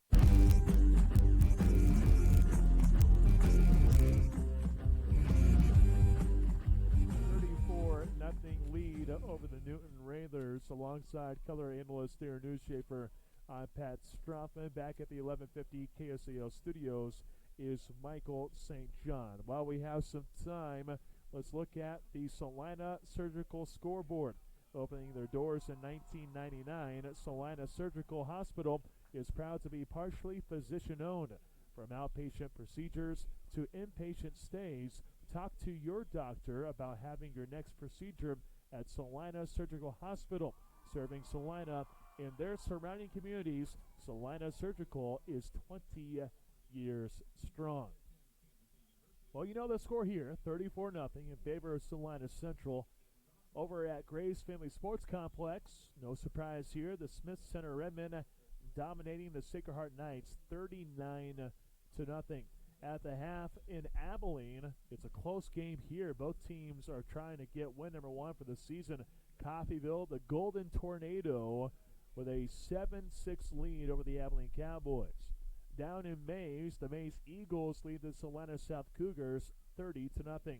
That's a half. Also a halftime. I thought this game would be pretty close because Republic County is 0-5, but the Buffaloes, they have shown signs of improvement here for this season under Farron Kraft, the head coach out that way. El Saline with a 1-point edge over Republic County, 15-14 at the break. Also a half, Hoisington 34, Minneapolis nothing. The Cardinals are the real deal as they are flat out dominating the Lions of Minneapolis. As for other scores, Chapman 26, Smoky Valley 8. That's at the break. Let me scroll down. Ellsworth and Phillipsburg. This game is a close affair. 7-all is your score at the half. McPherson dominating Augusta 35-14. That game's in the third quarter. At the break, Southeast Saline 14, Mission Valley nothing. Waverly with a 16-0 lead over Rural Vista in quarter number 2. And that is all that we have for you with our Salina Surgical Scoreboard update. We'll check back in quarter number 3. So homecoming king and queen just announced here at Salina Stadium. The homecoming queen, Jackie Marie Dyson. As for the homecoming king, Israel Torres. Congratulations to those two individuals. Special nights, no doubts, but it's always an even better night when Salina Central gets a W, and it might be even sweeter here tonight because Salina Central is trying to notch its 4th consecutive win to improve to 4-2 on the season, setting up what could be a pivotal showdown next Thursday here at Salina Stadium as the Salina Central Mustangs challenge the Mays Eagles.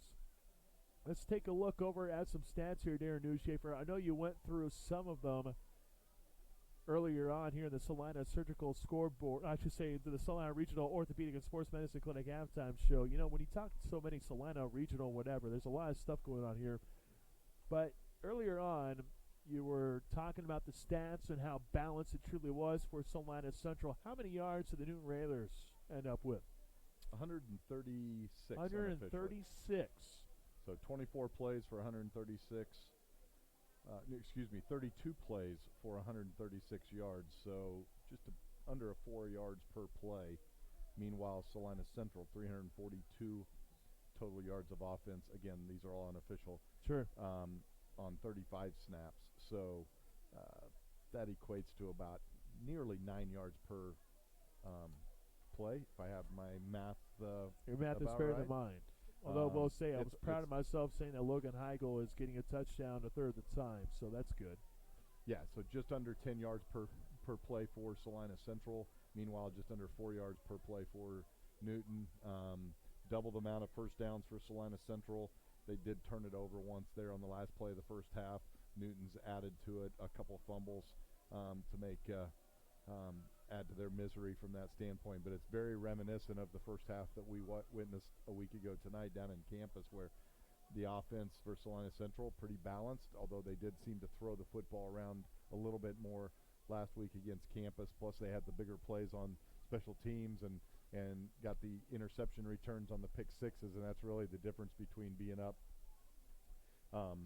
by more at the first half. Right. No defensive touchdowns here in this contest like we had a couple of those last week at campus. But all in all, Mark Sambo and his staff have to be very pleased with kind of the way we keep talking about this week in and week out when we're doing these games together, Pat. Salina Central just kind of keeps building on, adding another brick, if you will, to the foundation. And before you look at it, all of a sudden you got a pretty good wall built up. It doesn't look at it when you're adding one brick at a time, but when you step back and look at the body, if you will, a body of work, this Salina Central team's really starting to do some nice things. And, again, we were talking there right before the halftime break about the just dominating play by this Mustang offensive line right now. It's been very, very impressive to watch the job that they're doing. And we talked about early on, they seem to be focusing the left side of that offensive line, but we don't mean to slight the other guys up front as well. Just impressive work by that entire crew from Matthew Glenn, Evan Bishop, Jake Eisenhower, Houston Griffiths, Kobe Saunders, Angel Luna getting in there a little bit too. I've heard your name or his name mentioned a couple times. I mean, just nice work across the board for Salina Central. No doubt about that. Salina Central looking for win number 4 in a row. Mustangs in the last 2 first halves alone, outscoring opponents 81-0. Rather astonishing. Second half ready to rock and roll. Craig True, ball teed up at the 40-yard line. And over and kick. It's a short one. Picking it up after a one bounce was Josh Edson. Plunged to the 20-yard line. Broke to the outside and takes a nosedive at the 28-yard line. The Newton Raiders, they drove deep into Mustang territory a couple times. They suffered from 2 turnovers and suffered from 2 turnovers on downs. But what can the Newton Raiders do here with a 1st and 10 from their own 29-yard line? Ben Schmidt hasn't been that bad at quarterback, just a couple of misfires. But the Salina Central defense, a large reason to why Ben Schmidt and the Raiders are scoreless so far. Pair of receivers near side and one to the far. Ben Schmidt pump fakes, quarterback draw to the right, big hole, gets outside to the right side, and he's able to launch to the 35, and it looks like he gets taken out at the 38. Just shy of the first down marker. Gain of 9, though. As you can tell, that coach Chris Jacks went right to, I think, the chalkboard there on the first drive or the first play here to open up the second half. Yeah, and just now we've got a backup quarterback in, it looks like. I don't believe that's Ben Schmidt unless he's changed jerseys. That's like a good. Edson Yep, that is there. Josh Edson. So Josh Sorry about Edson that, but it was just like, good catch. That's not number 7. This is it's true. Josh Edson. Yeah, Josh Edson now playing quarterback. He does hand it off to the normal tailback, though. He gave it up to Kenyon Forrest, and Kenyon Forrest doesn't get much. If anything, gets a gain of an inch. So 3rd and short's coming for Josh Edson, replacing Ben Schmitz at quarterback. 2 wideouts near side and 1 to the far. Edson, really athletic, really good wide receiver. Had 2 hard counts. Now looks over at head coach Chris Jacks. It's a good catch by you because I'm so used to seeing Ben Schmidt, and they're kind of the same player. High snap, Edson near side. Boy, he's got some speed. Makes a cut at the 40, makes a man miss as he goes past the 45, and he takes a tumble at midfield. It's a rip of 11 yards as Josh Edson, a guy who played wide receiver the first half, now starting to get something going here at quarterback for the Raiders offensively. Yeah, nice little burst there by Edson. He's a little shifty and got a little shake and bake in his action running ability there, and all of a sudden Newton up to midfield, picking up their initial first down of this half. 2 wide receivers right and 1 left for Josh Edson. A quarterback keeper gets the corner right side, outside numbers as he tried to elevate, and Dakota Hogan was there to throw him down at the 46-yard line of Salina Central. Gain of 4 on the play. We're 2+ minutes into the second half. Salina Central 34, Newton nothing. The Raiders going with a different look at QB. Instead of Ben Schmitz, the normal starting quarterback, the junior replaced by senior wide receiver Josh Edson. And so far, Edson showing no signs of wanting to throw the football. A pair of receivers near side and 1 far. Edson, high snap to him. Edson, late handoff, finds Kenyon Forrest, and Forrest able to break outside the right tackle. Stumbles inside the 40, inside the 35, outside the far hashes, and he goes to the ground at the 32-yard line. A gain of 14 yards as the Raiders are just tearing up Salina Central on the ground to open up the second half. Yeah, and you think about it, you go back to that last offensive possession of the first half for Newton when Schmidt was on that what ended up being a sack for the intentional grounding play. He came up gimpy on that ankle. Yeah, and we that's talked true. about how much he was limping. You wonder if during halftime that didn't seize up on him a little bit, and that's why we're seeing Edson. That's a good catch there, Darren, as Josh Edson is trying to wiggle by a couple Mustangs at the 30-yard line on a design quarterback keeper. He does get taken down by Cade Lopez, the senior outside backer, at the 30-yard line. Small gain of 2. 8:35 to go in quarter number 3. Mustangs 34, Raiders nothing. The Newton Raiders, though, they are driving. They're in Mustang territory for the 3rd time here tonight. Previous 2 times ended with turnovers on downs. A receiver out far to the right. Edson gives it off as he put it in the belly of Kenyon Forrest. Went behind left guard and center as he plunged to the 27-yard line. Kay Lopez at the bottom of the pile, as well as Rafael Serrano. It's a pickup of 3 to bring up a 3rd and 5 for the Newton Railers. Railers with the all-white look here on the road. White jerseys, white pants, the black helmets, numerals in black with white trim. Josh Edson with a hard count. Try to go on 2 there. You know, for a guy who plays wide receiver, you can kind of tell he can command this offense pretty well. Edson claps his hands. High snap, pulls it out, rolls to the right side. Looking to throw this time. Now tucks and runs. Runs into a Mustang at the first down marker. He's near it. Don't know if he got it. All depends on the spot. As Logan Heigl was there to meet him. But it looks like Josh Edson just got enough at the 21-yard line. A pickup of 6 on a 3rd and 5 for another Raider first down. Yeah, nice job, even though he's kept the defensive secondary guessing that he might throw the football. He has not shown any thought here on this first series, offensive series of the second half of wanting to throw it, but that time did a nice job of disguising it, kept his legs going, getting 6 yards when he needed 5. Kenyon Forrest able to go behind the big center, Sam Clausen, as he worked his way up to the 18-yard line. Clausen comes up after the play. Gain of 3 there for the Newton Railers. They're taking their time on this drive, but hey, this could be a drive that gets them back in this game. They are down 34-0, 7 minutes to play here in the 3rd stanza. 2 wide receivers left, and a receiver out wide to the right side for Edson. High snap to Edson, keeps it this time on an RPO, deals it to the left on a quick little stick route. Reception made on the play, and then Logan Heigl tackled Peyton Maxwell. Knows the pigskin is actually inside the 15 at the 14-yard line. It goes for 4 to set up a 3rd and 4. Well, you can tell this Raider offense, they're throwing a little wrinkle out there for Salina Central's defense. Josh Edson maybe more of a run-pass option type of quarterback.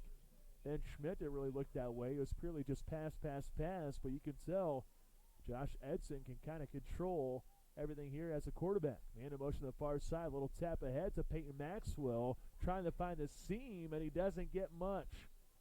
Gets a gain of 1, if anything, as Salina Central quickly filled the gap. Cray True was there, but also the big fella, Tallis Price, was involved on the play. It's a gain of 1, if that, and now a 4th down coming for Newton. The Raiders taking a lot of time off that clock. We're already midway through the 3rd quarter. 2 wide receivers left, 1 right. Edson has a 2-back to his right, and Kenyon Forrest. 3 down linemen for the Mustangs. Here comes the blitz. Edson keeps it as he gets the corner right side. Has a first down at the 10. Tiptoes down the far sideline to the 5. And it looks like he ran out of room before finding the end zone. It was a 4th and 3, and it ends up being a gain of 8 as Josh Edson and the Newton Raider offense all of a sudden clicking here to open up the second half.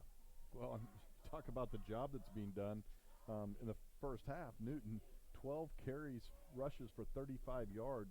Here in this opening possession of the second half, Pat, Josh Edson alone, 6 carries for 41 yards. So he's already doubled the offensive output rushing the football for the Railers. Well, Edson keeps this time, and he explodes through the seam to the right. He went all the way to the goal line, then got pushed back, but the referee says that he broke the plane. It's a Raider touchdown. Josh Edson replaces Ben Schmidt at quarterback. A couple throws there for Josh Edson, but the Newton Raiders, they have life all of a sudden following Josh Edson in the rushing attack. A 5-yard scamper to make it 34-6 Salina Central. Well, and we're getting a glimpse of why the opposing coaches said on film you've got to account for number 18 in the wide receiver position. And we have a kicker who falls down here, still gets the PAT. Xander Valdivia gets up okay. I saw a Kansas Western player tear an ACL a couple of weeks ago that way, so I'm glad he's okay. The score is now 34-7 Salina Central, 5:14 left in the third. Let's take a 30-second timeout. You're listening to Mustang Football. Stop by Freddy's Frozen Custard before or after Poor the Highland game. Park is Try losing Freddy's 84 to 8 world-famous at halftime. mouth-watering steak burgers, or celebrate with a victory frozen custard. Freddy's Frozen Custard, 2420 South 9, next to Mocha's in Salina. Your dream is out there. Protect it with American Family Insurance. Contact New Schaefer and Associates Incorporated today and dream fearlessly, because Darren New Schaefer and American Family Insurance have you protected. The New Schaefer and Associates Incorporated agency is located at 1528 East Iron Avenue in Salina. American Family Insurance.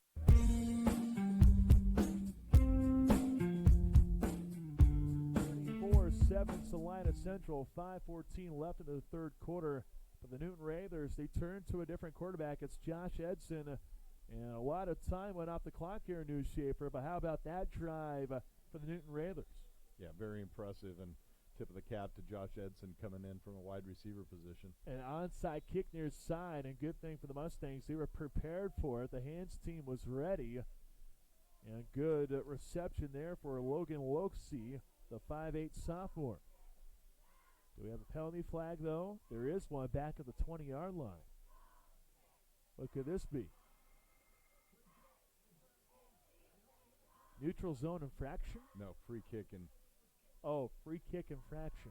Thank you. something about only having so many guys on one side of the ball or something like that. So the Newton Railers, do they have to kick again? I would think Salina Central would decline the penalty, and well, get I the guess ball at midfield. Well, I guess it's only a 5-yard infraction back to the 35. I guess if you're Central, the way you look at it is an additional 5 yards. Yeah, but if you know the team's going to onside kick, the number one thing you want from a receiving team is onside is just receive the ball and not turn it over. So you accomplish that goal. You're not really worried about field position. But well, let's see if the Railers do it again. Doesn't look like they are, though. That is the case. End over end kick. Back it goes. And there's Dakota Hogan returning at the 16. Dances at the 25. Goes past the 30. It gets pulled down by Henry Clausen at the 33-yard line.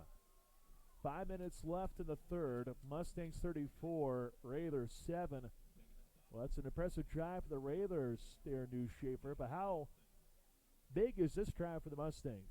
The Railers feel like they have something going for them now. If you're the Mustangs, if you get a touchdown here, it could be the backbreaker.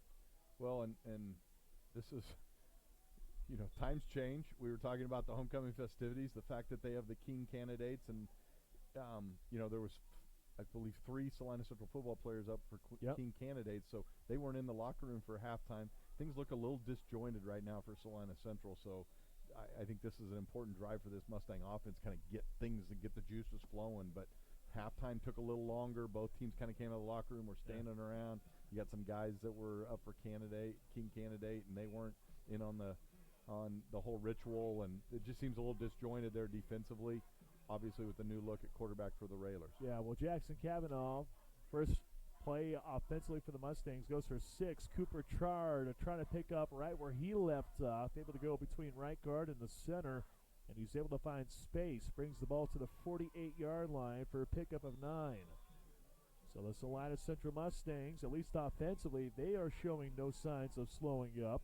With a 34-7 advantage, 4:13 to play with in the third quarter. Trips left and the receiver right for Kavanaugh. Wide receiver screen to the left. It's Logan Heigl, shakes off a man, finds the corner, has the 45, and then just runs out of bounds at the 41-yard line. That's a gain of 11. What a tough play there for Logan Heigl. I thought for a second he would be hit in the backfield. Instead, he gets a pickup of 11. Well, and he got really close to catching the ball with a knee on the turf, which in high school football, it's not down by contact. It's just as soon as your knee or forearm goes to the turf, and if you catch the ball with your knee on the turf, you're going to be down right there. And it sure looked from my vantage point that was really, really close. But nice job of staying patient and getting up the field. Good block by Easy Jackson on the edge to spring him for the first down yardage. 1st and 10 for the 41. Kavanaugh able to elude a couple of Raiders, and he gets spun down at the 37. Henry Clausen, the strong safety, was the one who pulled him down. but Kavanaugh showing some strength, powering his way for a gain of 5. 3:43 remaining in the third quarter. It's Salina Central 34, Newton 7. The Mustangs were up 34-0 at the half, but the Raiders with a switch at quarterback to open up the second half. The Newton Raiders are on the board trying to make this a game. 3 wide receivers left and 1 right for Kavanaugh. He keeps, goes up the middle, had a seam, and he's able to blast down near the 30-yard line. He's just shy at the 32 as Henry Clausen was there for another tackle, as well as Colin Saucedo goes for a pickup of 3 to dial up a 3rd and 2 for the Mustang offense. Yeah, and Kobe Saunders gets up limping there. Yeah. You hope the young man's okay. And no doubt already dealing with some health issues this season. Thought for a second that maybe the transfer from Owasso, Oklahoma might have been done for the year, but the 6'4" senior who got an offer from Kansas Wesleyan, here he is at left tackle right next to Houston Griffiths, a strong left side. Kavanaugh gives it off, charge up the middle, exploiting the 25-20, foot race, 10-5, touchdown. Cooper Chard went right up the gut and gets his 4th touchdown here tonight. It's a long 33-yarder as the Mustangs have the perfect answer to the Newton Raider touchdown. Well, Cooper Chard's not going to want the clock to ever stop tonight. He wants to just keep playing and keep playing and keep playing because having a career night here running the football, now up to 144 yards rushing and 4 touchdowns. And that time he ran untouched as he weaved his way through for 33 yards and another score. PAT up and in for Craig True. 41-7 Mustangs over the Raiders. 2:32 to go in the third quarter. We'll be back after 30. You're listening to Mustang Football. Gibson's Ace Hardware Home Center in Salina and Clay Center is owned and operated by the Jones family. The Jones family has served Salina and Clay Center areas for over 55 years with sporting goods, paint, plumbing, and hardware. Ace is the place for hardware and sporting goods. Is your property properly insured? Be sure with American Family Insurance Agent Lori Diebold. From auto, home, and life insurance to farm and ranch, workman's comp, and umbrella policies, Lori's got you covered. Insured? Be sure with Lori. 1931 South Ohio in Salina.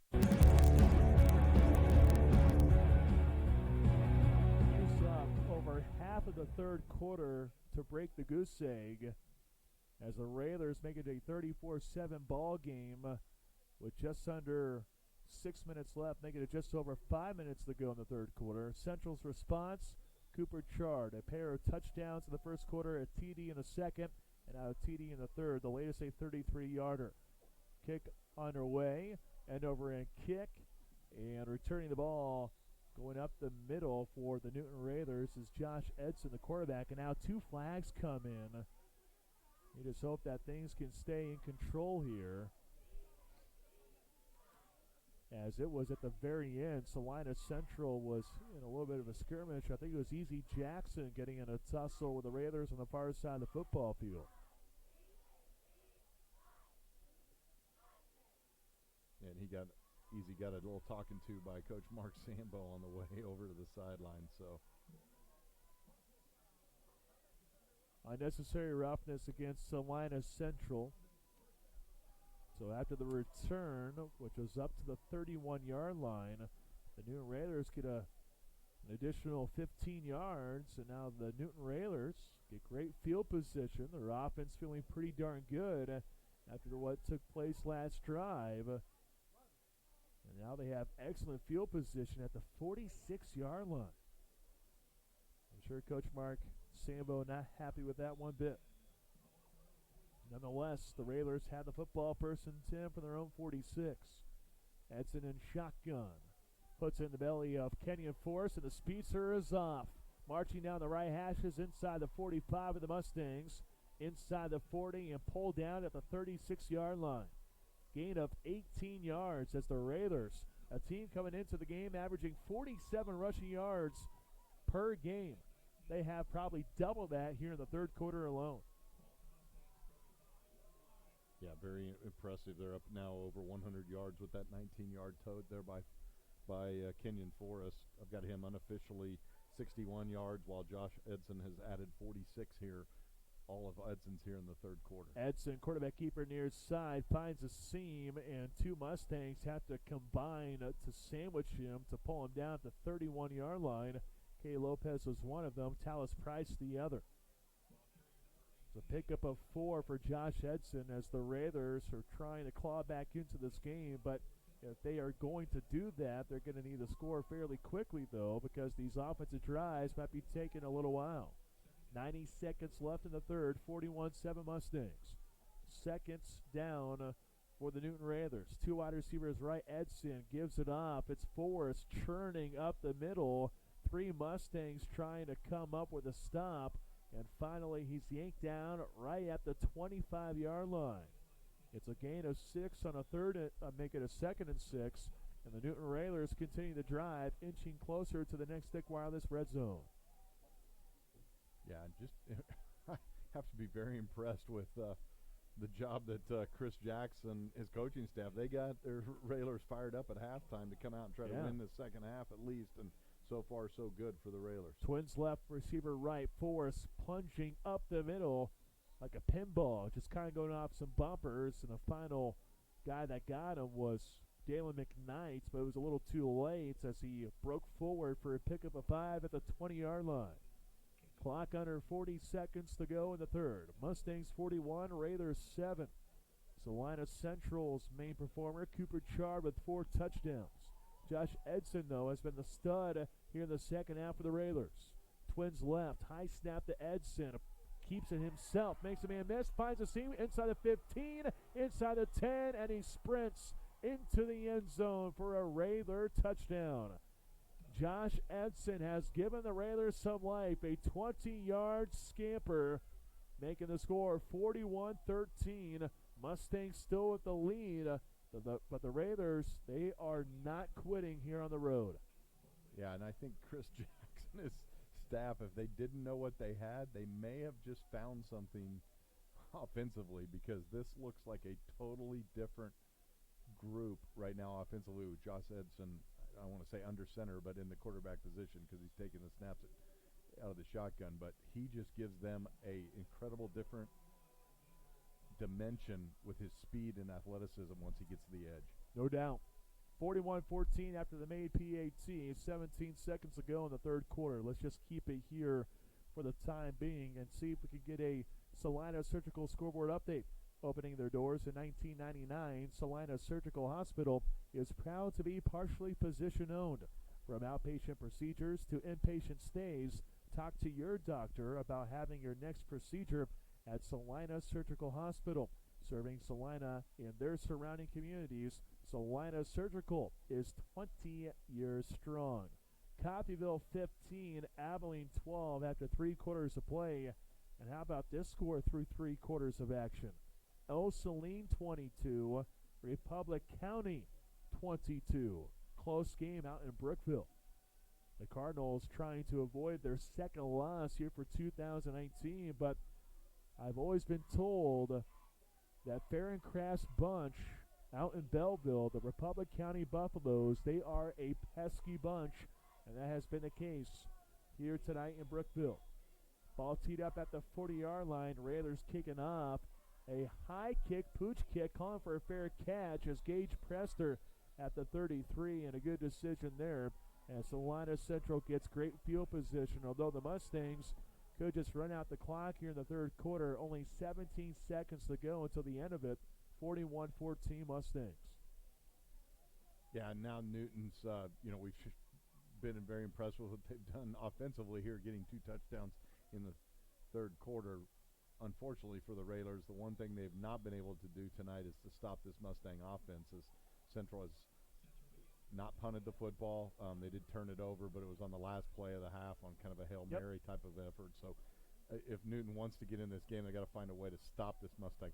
Quarterback keeper right side, Kavanaugh able to break by Newton Railers inside the 30 of the Railers, past the 20-yard line, and he's able to tiptoe down the near boundary all the way to the 12. As it stands right now, it's a gain of 55. The But there's a flag. But there is a flag right at the 40-yard line. Preliminary call. Sign up for our winner's service program. Don't forget to ask about the early sign-up promotion when you call. Your home for the Salina Central Mustangs. Sports Radio 1150 KSAL. Salina, a Rockingham media station. Well, our technology here, I guess, thought that maybe we should have taken a break. What you missed, Jackson Cavanaugh had a run of 55 yards down the near sideline, but for what? The fourth time tonight, the Salina Central Mustangs get busted with a holding penalty. So with 6 seconds left here in the third quarter, 41-14 Mustangs. Jackson Cavanaugh has a 1st and 13 for the 33. Twins right, Cavanaugh gives it off, charge to the left side, breaks past the 35, and dives at the 40-yard line for a gain of 10. That sets up a 2nd and 3 when we come back to open up the fourth period. Salina Central 41, Newton 14. You're listening to Mustang Football. Jeep Adventure Days brings great deals on new Jeeps from Marshall Motors in Salina. Like $5,000 off a new Jeep Renegade Trailhawk or $6,000 off a new Jeep Cherokee Limited. Save now at Marshall Motors, located on South 9th Street or online at marshallmotor.com. Lowest rates, flexible plans, exceptional customer service, and coverage for everywhere you are. Say goodbye to being just a number. Say hello to something different at Next Tech Wireless. Vanderbilt's in South Salina has the largest in-stock boot inventory in Kansas, and their jean inventory's in the thousands. Their scrub selection at Vanderbilt's is second to none. That's Vanderbilt's in Salina, where a gift card is always the right size.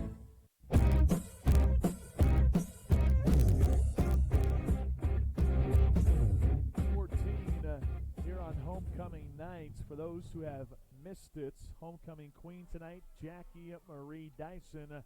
As for the king, Israel Torres. One of numerous guys nominated here tonight on the football team. Logan Heigl was another. Talus Price was nominated, as well as Quinn Stewart. To open up the fourth quarter, 2nd and 3 from the 40-yard line of the Mustangs. Cavanaugh looking to throw, pump fakes, lobs it down the far side. Behind the defense is Logan Heigl. Makes the grab at the 25, able to blast past the 10, and he's down before he reaches the end zone. They mark him out at the 5-yard line, 55 yards, as Jackson Cavanaugh set it all up on the far side of the football field. And my apologies, that's not Logan Heigl. That's Logan Losey on the far side who gets the reception. His first grab on the season, the sophomore gets a gain of 55 yards. How about that to say hello to the crowd? Welcome to varsity football. No Logan doubt. Losey. Well, here is Jackson Cavanaugh. Goes to the right, trying to sidestep a defender, and he takes a plunge down to the 2-yard line. So a gain of 3 on a 1st and goal. Brings up 2nd and goal from the 2. You know, him and Logan Heigl wear the kind of the same look. Have the white long sleeves, so I thought maybe, hey, that's Logan Heigl. We're used to that guy. We're used to him scoring touchdowns. But Logan Losey filling in for the injured Jackson Colzo here tonight. Here's Cooper Chard looking for TD number 5, but he got stood up at the 1, and the pigskin is loose. The Raiders are celebrating like they have it at the 3-yard line, but not the case. The Mustangs somehow, some way, fought for the football and got it back under control. Yeah, Jackson Cavanaugh right there to dive on it. Looked like, I think you're right, by all rights, should have been Newton football. They had about 3 defensive players jump on it, but then Jackson Cavanaugh kind of standing there, saw them jump on it, and then all of a sudden he jumps in. So obviously the ball squirted free. He saw it, was heady to get down there, and then scrap for it, maintains possession for Salina Central, and as it turns out, it ends up being a gain of nothing. They don't lose any yardage. So 3rd and goal from the 2-yard line. Cavanaugh rolling left, floats it to the end zone. No one near. Quinn Stewart, and it's a Mustang touchdown. Quentin Stewart with TD reception number 3 here this season. It's a 3-yarder as the Mustangs are 3 points shy of 50 on the scoreboard. Yeah, just Nice design run or design play. They rolled Jackson Cavanaugh out to his left, and as the big tight end, Quinn Stewart, releases off the block, the defensive guy that's supposed to guard him has to make a decision. You got a quarterback running free to the left. Do I go put pressure on the quarterback? If I do, I leave the guy I'm supposed to cover in pass coverage open, and that's what they chose to do. And touchdown once again from Jackson Cavanaugh to Quinn Stewart.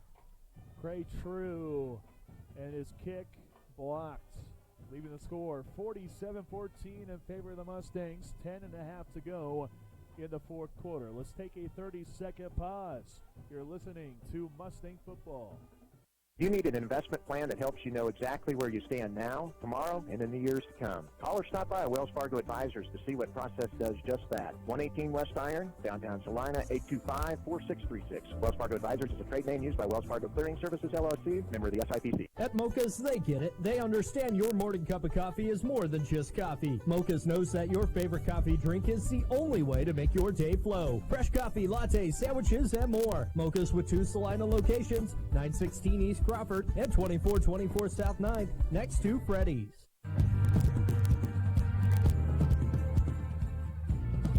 Roll on top by a lot, 47-14 over the Newton Railers. 10:33 to go in the fourth quarter. Mustangs trying to win their 4th in a row. Cray True, end over end kick, short kick, return at the 25-yard line. That's Gavin Kusick, who's trying to wiggle up the middle and then finally stonewalled at the 33-yard line. I tell you what, when you look at the score, it's 47-14. But that last drive, Darren Newshafer, a play that is going to go unnoticed by a lot of the crowd, that is Jackson Cavanaugh recovering that fumble at the 3-yard line on a 2nd and goal look. Yeah, if it was a 27-14 score right now, it would be really, really big. The fact that the score's where it is, but you're exactly right. Somehow, some way, that ball squirts free from a couple Newton defenders, and Johnny on the spot, Jackson Cavanaugh, nice job of diving on it and winning the wrestle and match on the turf to maintain possession. Josh Edson, after the play fake, roll out right side. Instead of throwing, he's looking to run, and he's pushed out of bounds near side by Cray True. Tell you what, I like this Edson kid. Talking to Chris Jacks before the game, he was telling me that this kid wants to play football at the next level, and he's hoping that he can get a shot. And I'm not going to lie, he might be getting a look now playing quarterback. His ability to scramble is pretty good, although this one only goes for a gain of 1. But with Ben Schmidt, maybe the injury was serious. There is a guy without shoulder pads on the far side on the bench. Maybe that is Ben Schmidt, but nonetheless, here's Josh Edson looking at a 2nd and 9 from the 34-yard line of the Raiders. Pigskin right hash. High snap for Edson. Has to jump the reeling in. Going left, stumbles. And that stumble allowed the Mustangs enough time to plug it up and get a tackle for a loss at the 31-yard line. Edson tried to escape the left side, but the homecoming king, Israel Torres, comes up with the stick. Loss back to the 31. Loss of 4. Make it a loss of 3. Brings up a 3rd and 12. Yeah, you sure hope that the injury's not severe for Ben Schmidt. Obviously, he brings a dimension, and that is throwing the football around the field for Newton. And you never know, with the score being what it was at halftime, maybe the coaching staff just said, hey, it's not worth it, dinged up a little bit. Let's ride this out and play for next week.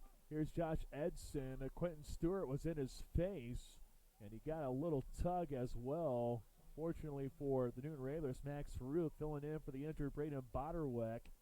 It's a good thing he doesn't get called for a holding call, because Quentin Stewart was right there. If it wasn't for a tug of the jersey, maybe a yellow flag should have come out, but if it wasn't for the tug, it would have been a sack for Quinn. Nonetheless, pass goes as an incompletion. Out comes the punter, and Dahan Nelson punting at the 15-yard line. High snap, hardly any pressure. High kick, spiral, back it goes, angling far side, bounces at the 35. Now let's see where the referee marks it. Walks up and says out of bounds at the 34 of the Salina Central Mustangs. A punt of 35 yards. 9:08 remaining in the game. Salina Central 47, Newton 14. I imagine Coach Mark Sambo and the Mustangs will do one thing: run the football. Especially with Cooper Chard. Yeah, 4 touchdowns. Maybe we can see 5. I remember last year, Darren, you do too. There was a magical night for Talon Peters, who had 6 touchdowns on homecoming a week or a year ago. Maybe Cooper Chard can get to that mark. Here's Chard trying to go up the middle, and he's swallowed up by the Newton Railers. Kenyon Force was the one who got him low. It's a gain of a couple for Cooper. That could be done. Now, Talon also had like 8,000 yards that night, but Cooper Chard with 4 touchdowns. I wouldn't mind seeing a 5th. Well, Parker Cavanaugh in the game as we're starting to see some backups rotate in both offensively and defensively for Salina Central. So Parker Cavanaugh keeping it this time as he rumbles up the guts. Gets popped at his shoulder pads and roped down. Parker Cavanaugh able to bring the ball near the first down marker. It appears he has enough from up here, and that is the case. He needed 8, and he got exactly that. So the clock rolling, and Coach Mark Sambo starting to rotate in some different guys. 8:13 to go in the game, 47-14 Mustangs. 1st and 10 coming at the 44. Trips left for Parker Cavanaugh. Looking left, swings and outs. Trying to find the seam is Cooper Chard. And a couple of good blocks here on the near side. One by Easy Jackson, the other by Logan Heigl. And that allowed Cooper Chard to march down the near sideline to the 49 of the Railers for a gain of 7. I wonder if Cooper Chard went over to Coach Mike Sambo and said, "Keep feeding me the rock, Coach. I'll take every carry from here on out." Although Parker Cavanaugh, ability to run, although last week it was tough sledding for him. He actually misfired on 6 passes before throwing a touchdown. Here's Chard up the middle, exploding into the second level as he wiggled by a Raider at the 42. And then he gets stonewalled at the 38-yard line by Henry Clausen. But there's a gain of 11 for Cooper Chard, who's had the best night of his life here tonight. Yeah, and another first down for the Mustangs. They're now at 20 in this contest. And Cooper Chard, he's got a chance. He's at 168 unofficially there at the 38-yard line. So if he could finish off this drive, get all 38 yards, he'd go over the... Oh, well, Cooper Chard just got yanked. Oh, no. Kenyon McMillan, though, the 5'5 freshman, going to get some reps here, which is oh so valuable as McMillan goes up the middle, and his first carry goes for a gain of 3, make it 4 as he was hit at the 35. I should say a gain of 3 on the play.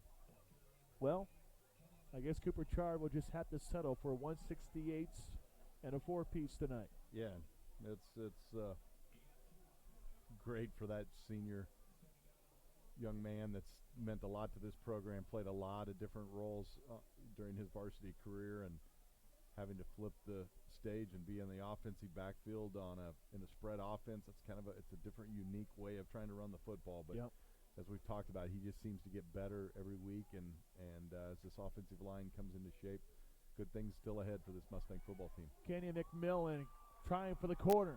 He's able to get outside as he blasts past the 30. He's trying to explode for more than that, and it looks like he ran out of real estate just inside the 30 at the 28-yard line. Goes for a gain of 8 as the Mustangs move the chains once again. 6:31 left in the contest. Mustangs 47, Railers 14. Cooper Chard with 4 touchdowns. Logan Heigl has a pair of TD receptions, including a 68-yard house call and wide receiver screen. Coach Mark Sambo just bringing in better get more your and more roster. kids. Yep, I was just going to say, you better be ready. Josh Meyer here on the near side is wide. And the left slot at this moment is Trevon Cole. And in the slot to the left is Hayden Vidrickson as a penalty flag comes out. The play clock was nearing 0. And the white cap does say it is a delay of game penalty. So back go the Mustangs to bring up a 1st and 15. That's on the coaching staff. Making mass substitutions, everybody kind of running out there, and Cavanaugh's going, give me the play, give me the play. Well, I'll let you I'm sure Parker would be more than happy to yell up in the box saying, hey, what are we doing with all these substitutions? I'm sure he wouldn't yell at his dad or anything. Exactly. 3 wide receivers left. 2 actually stacked up to the left side in sight. Here's McMillan near side looking for the seam, and he had it for a second. Coming up and making a solid pop on the play for the Newton Raiders was Luke Hirsch. Luke Hirsch gets the stick. Ball to the 33-yard line, so no gain there. And Salina Central is just trying to run out the clock. 5.5 minutes away before the final horn sounds. 47-14 Mustangs. Parker Cavanaugh in the gun, looking right, now looking down the middle. Pocket collapses, and he goes down. And a flag also out there on the field. Coming up with a sack, Kenyon Forrest. And I know that Salina Central is happy with that, as Salina Central sends on an entirely different unit up front for the offensive line. Bravo to the O-line tonight. Kobe Saunders, Houston Griffiths, Jake Eisenhower, Evan Bishop, and Matthew Glenn all played terrific games as Coach Chris Jacks declines the penalty to make it a 3rd and long for the Mustangs at the 36-yard line.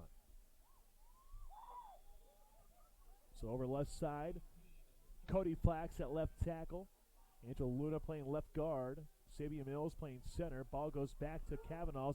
Swings it left, looking for McMillan on a screen play, but the pass is incomplete. Yeah, tried to run that little screen play that they've ran successfully a couple times tonight, and just a little too much steam on it from Parker Cavanaugh, trying to get it to running back Kenyon McMillan, and just overthrew him a bunch. Sometimes you just got to kind of throw that up there like a balloon, if you will, let your running back, as he's trying to spin through all the trash of the offensive line, defensive line mesh points, and getting out into the to an open. Sometimes he needs a little air under it to be able to locate it and get there, and that time, a little too much steam on it from Parker. It goes incomplete. Now Salina Central back to punt for the first time tonight.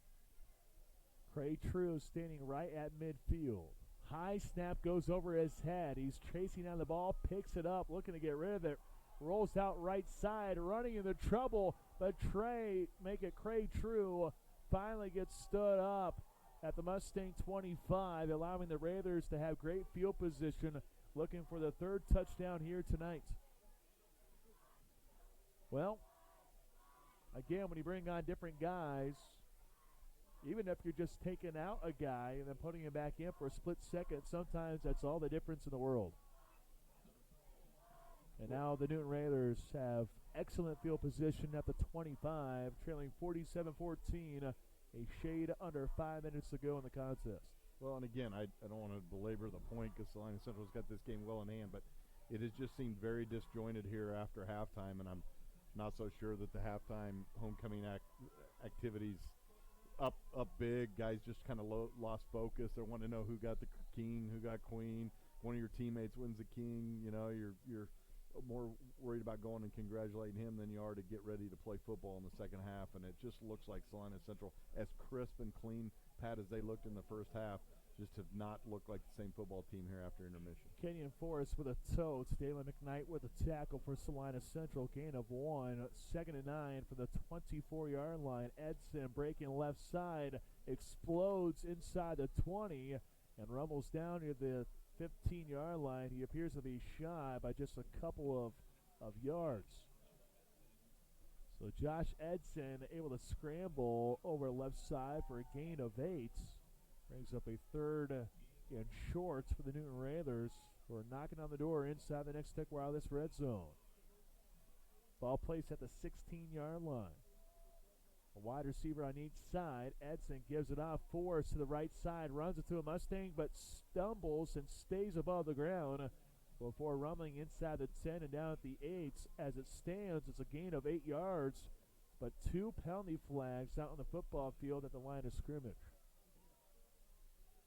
You would have to assume that these penalty flags, at least one of them, going to bring back the Newton Raiders, and that is the case as the Whitecap looks over at head coach Mark Sambo. Holding against the Newton Raiders, so back go the Raiders. We've had a good amount of holds tonight. I was going to say, quite a bit of laundry on the But fortunately for you, Darren, you'd have to go to Dodge City. I saw 8 holding calls in the first half for South and Dodge City. I cannot tell you enough. You know, I would think You're that. still talking about that. Oh, You're of talking course. about that second week, and now Of course. Because it took forever. You have a long You got a drive long ahead drive of you, home. and you're just like, okay, I get it. You guys are calling every penalty or every single holding call tonight. So after the penalty flag, 3rd and long from the 28. Edson trying to go left, but he stood up by a slew of Mustangs. The Mustangs go to the backfield, and coming up with the hits for Salina Central, trying to get the number, finally got it. Hayden Vidrickson. I think it actually can't tell if it's Vidrickson or Nick Clayton, the Single reserve digits, linebacker. I It's got number, that. I think it's number 5. You're probably right. It's probably bunched up. You know, maroon and dark gray, they don't mix very well as we're under 3 minutes. 47-14 Mustangs over the Newton Raiders. It's a 4th and long coming from the 33-yard line. Edson dropping back to throw, squares, bombs it down the middle, jump ball, it's picked off right at the goal line. And spreading to the far side of the field is a return man as he gets spun down just past the 20-yard line. I think that's Cray True back there. Just want to double check on the number before I make the call, and it is Cray True. Comes up with the INT. Cray had a pick 6 last week. His first INT on the season went for 6. This does not go for a touchdown, but Cray True nabs his second INT, sealing this one here on senior night. So Central takes over at the 23-yard line. 2.5 to go. 47-14 Salina Central. If the Mustangs can get 1 first down here, and more than likely that will do it. Parker Cavanaugh in shotgun off his right hip. Kenny McMillan keeping it this time as Parker Cavanaugh almost lost the ball as he got hit near the line of scrimmage by Zachary Hill, the senior lineman. Looks like Parker got pushed back a yard. So loss of 1 on the play to dial up a 2nd and 11. But right now, the name of the game for the Salina Central Mustangs, just run out the clock and go celebrate a homecoming victory, a senior night victory, but also a Mustang victory for the 4th time in a row this season. Parker Cavanaugh, snap goes to him, floats it to the right. Luckily for the Mustangs, it's not ruled as a backward lateral, so it's an incomplete pass. 3rd and 11. Well, if you're Salina Central, Mustangs about to go to 4-2. I'll tell you why this is so big for the Mustangs, Darren. Seeding with the Class 5A playoffs just coming up here before you know it. This is a big game for the Mustangs. 3rd and 11. McMillan, nope, it's Parker Cavanaugh going left and sidesteps the defender to the 25, then finally pulled down at the 26, gain of 4, as we have 1:37 to go here in the game. 47-14 Salina Central. I don't have the standings in front of me, Darren, but just by taking a look at it, 5A West is so wide open. It is wide open as you could possibly imagine it. I mean, look at the Raiders. The Raiders are 2-3, about to drop to 2-4. I tell you what, I know some teams would rather play Newton. Some teams would rather play Salina Central. It's just such a wide open chess match, if you will.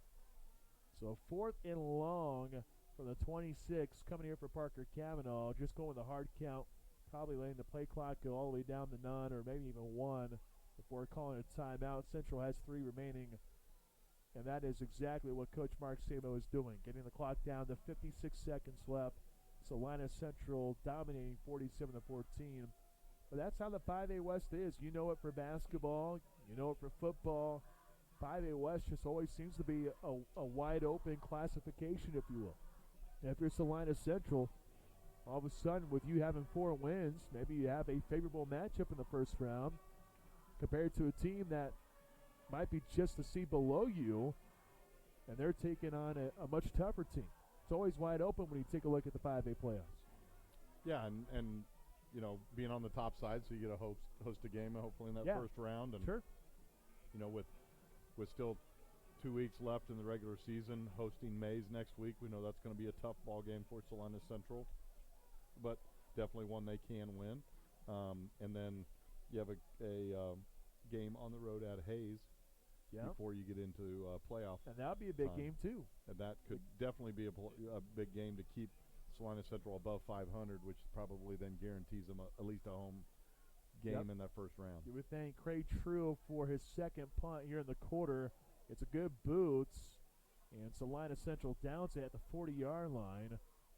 A few seconds go off the clock. Down to 47 seconds to go. Mustangs 47, Railers 14. We'll see how much the Railers want to focus on. Next week will be a big game on a Thursday for Salina Central here at Salina Stadium. It's the Mustangs and the Mays Eagles who rolled Salina South tonight. If the Mustangs can find a way to win that game, they'll have 5 wins and a chance to maybe get to 6 by going to Hayes. But if next week turns out to be a loss to make it a 4-3 campaign, then yes, that showdown out west will be big for the Mustangs. 1st and 10 at the 40-yard line, handoff, Forrest right side, and the yellow flag comes out. Guess what? A holding. Gain of 3 on the play.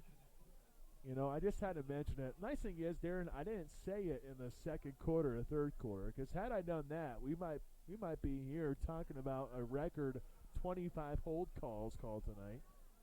Yeah, and you don't have a 3-hour drive to get home either. So if it takes me 3 hours to get back home here in Salina, then I know there is a problem. Well, it's all my fault, because I was thinking that third quarter just flew by, almost like it did last week with the running clock. I mean, it felt that way. Newton's first drive, it was all runs, and other than them stopping the clock to reset the chains, and it wound again. They didn't have any pass attempts.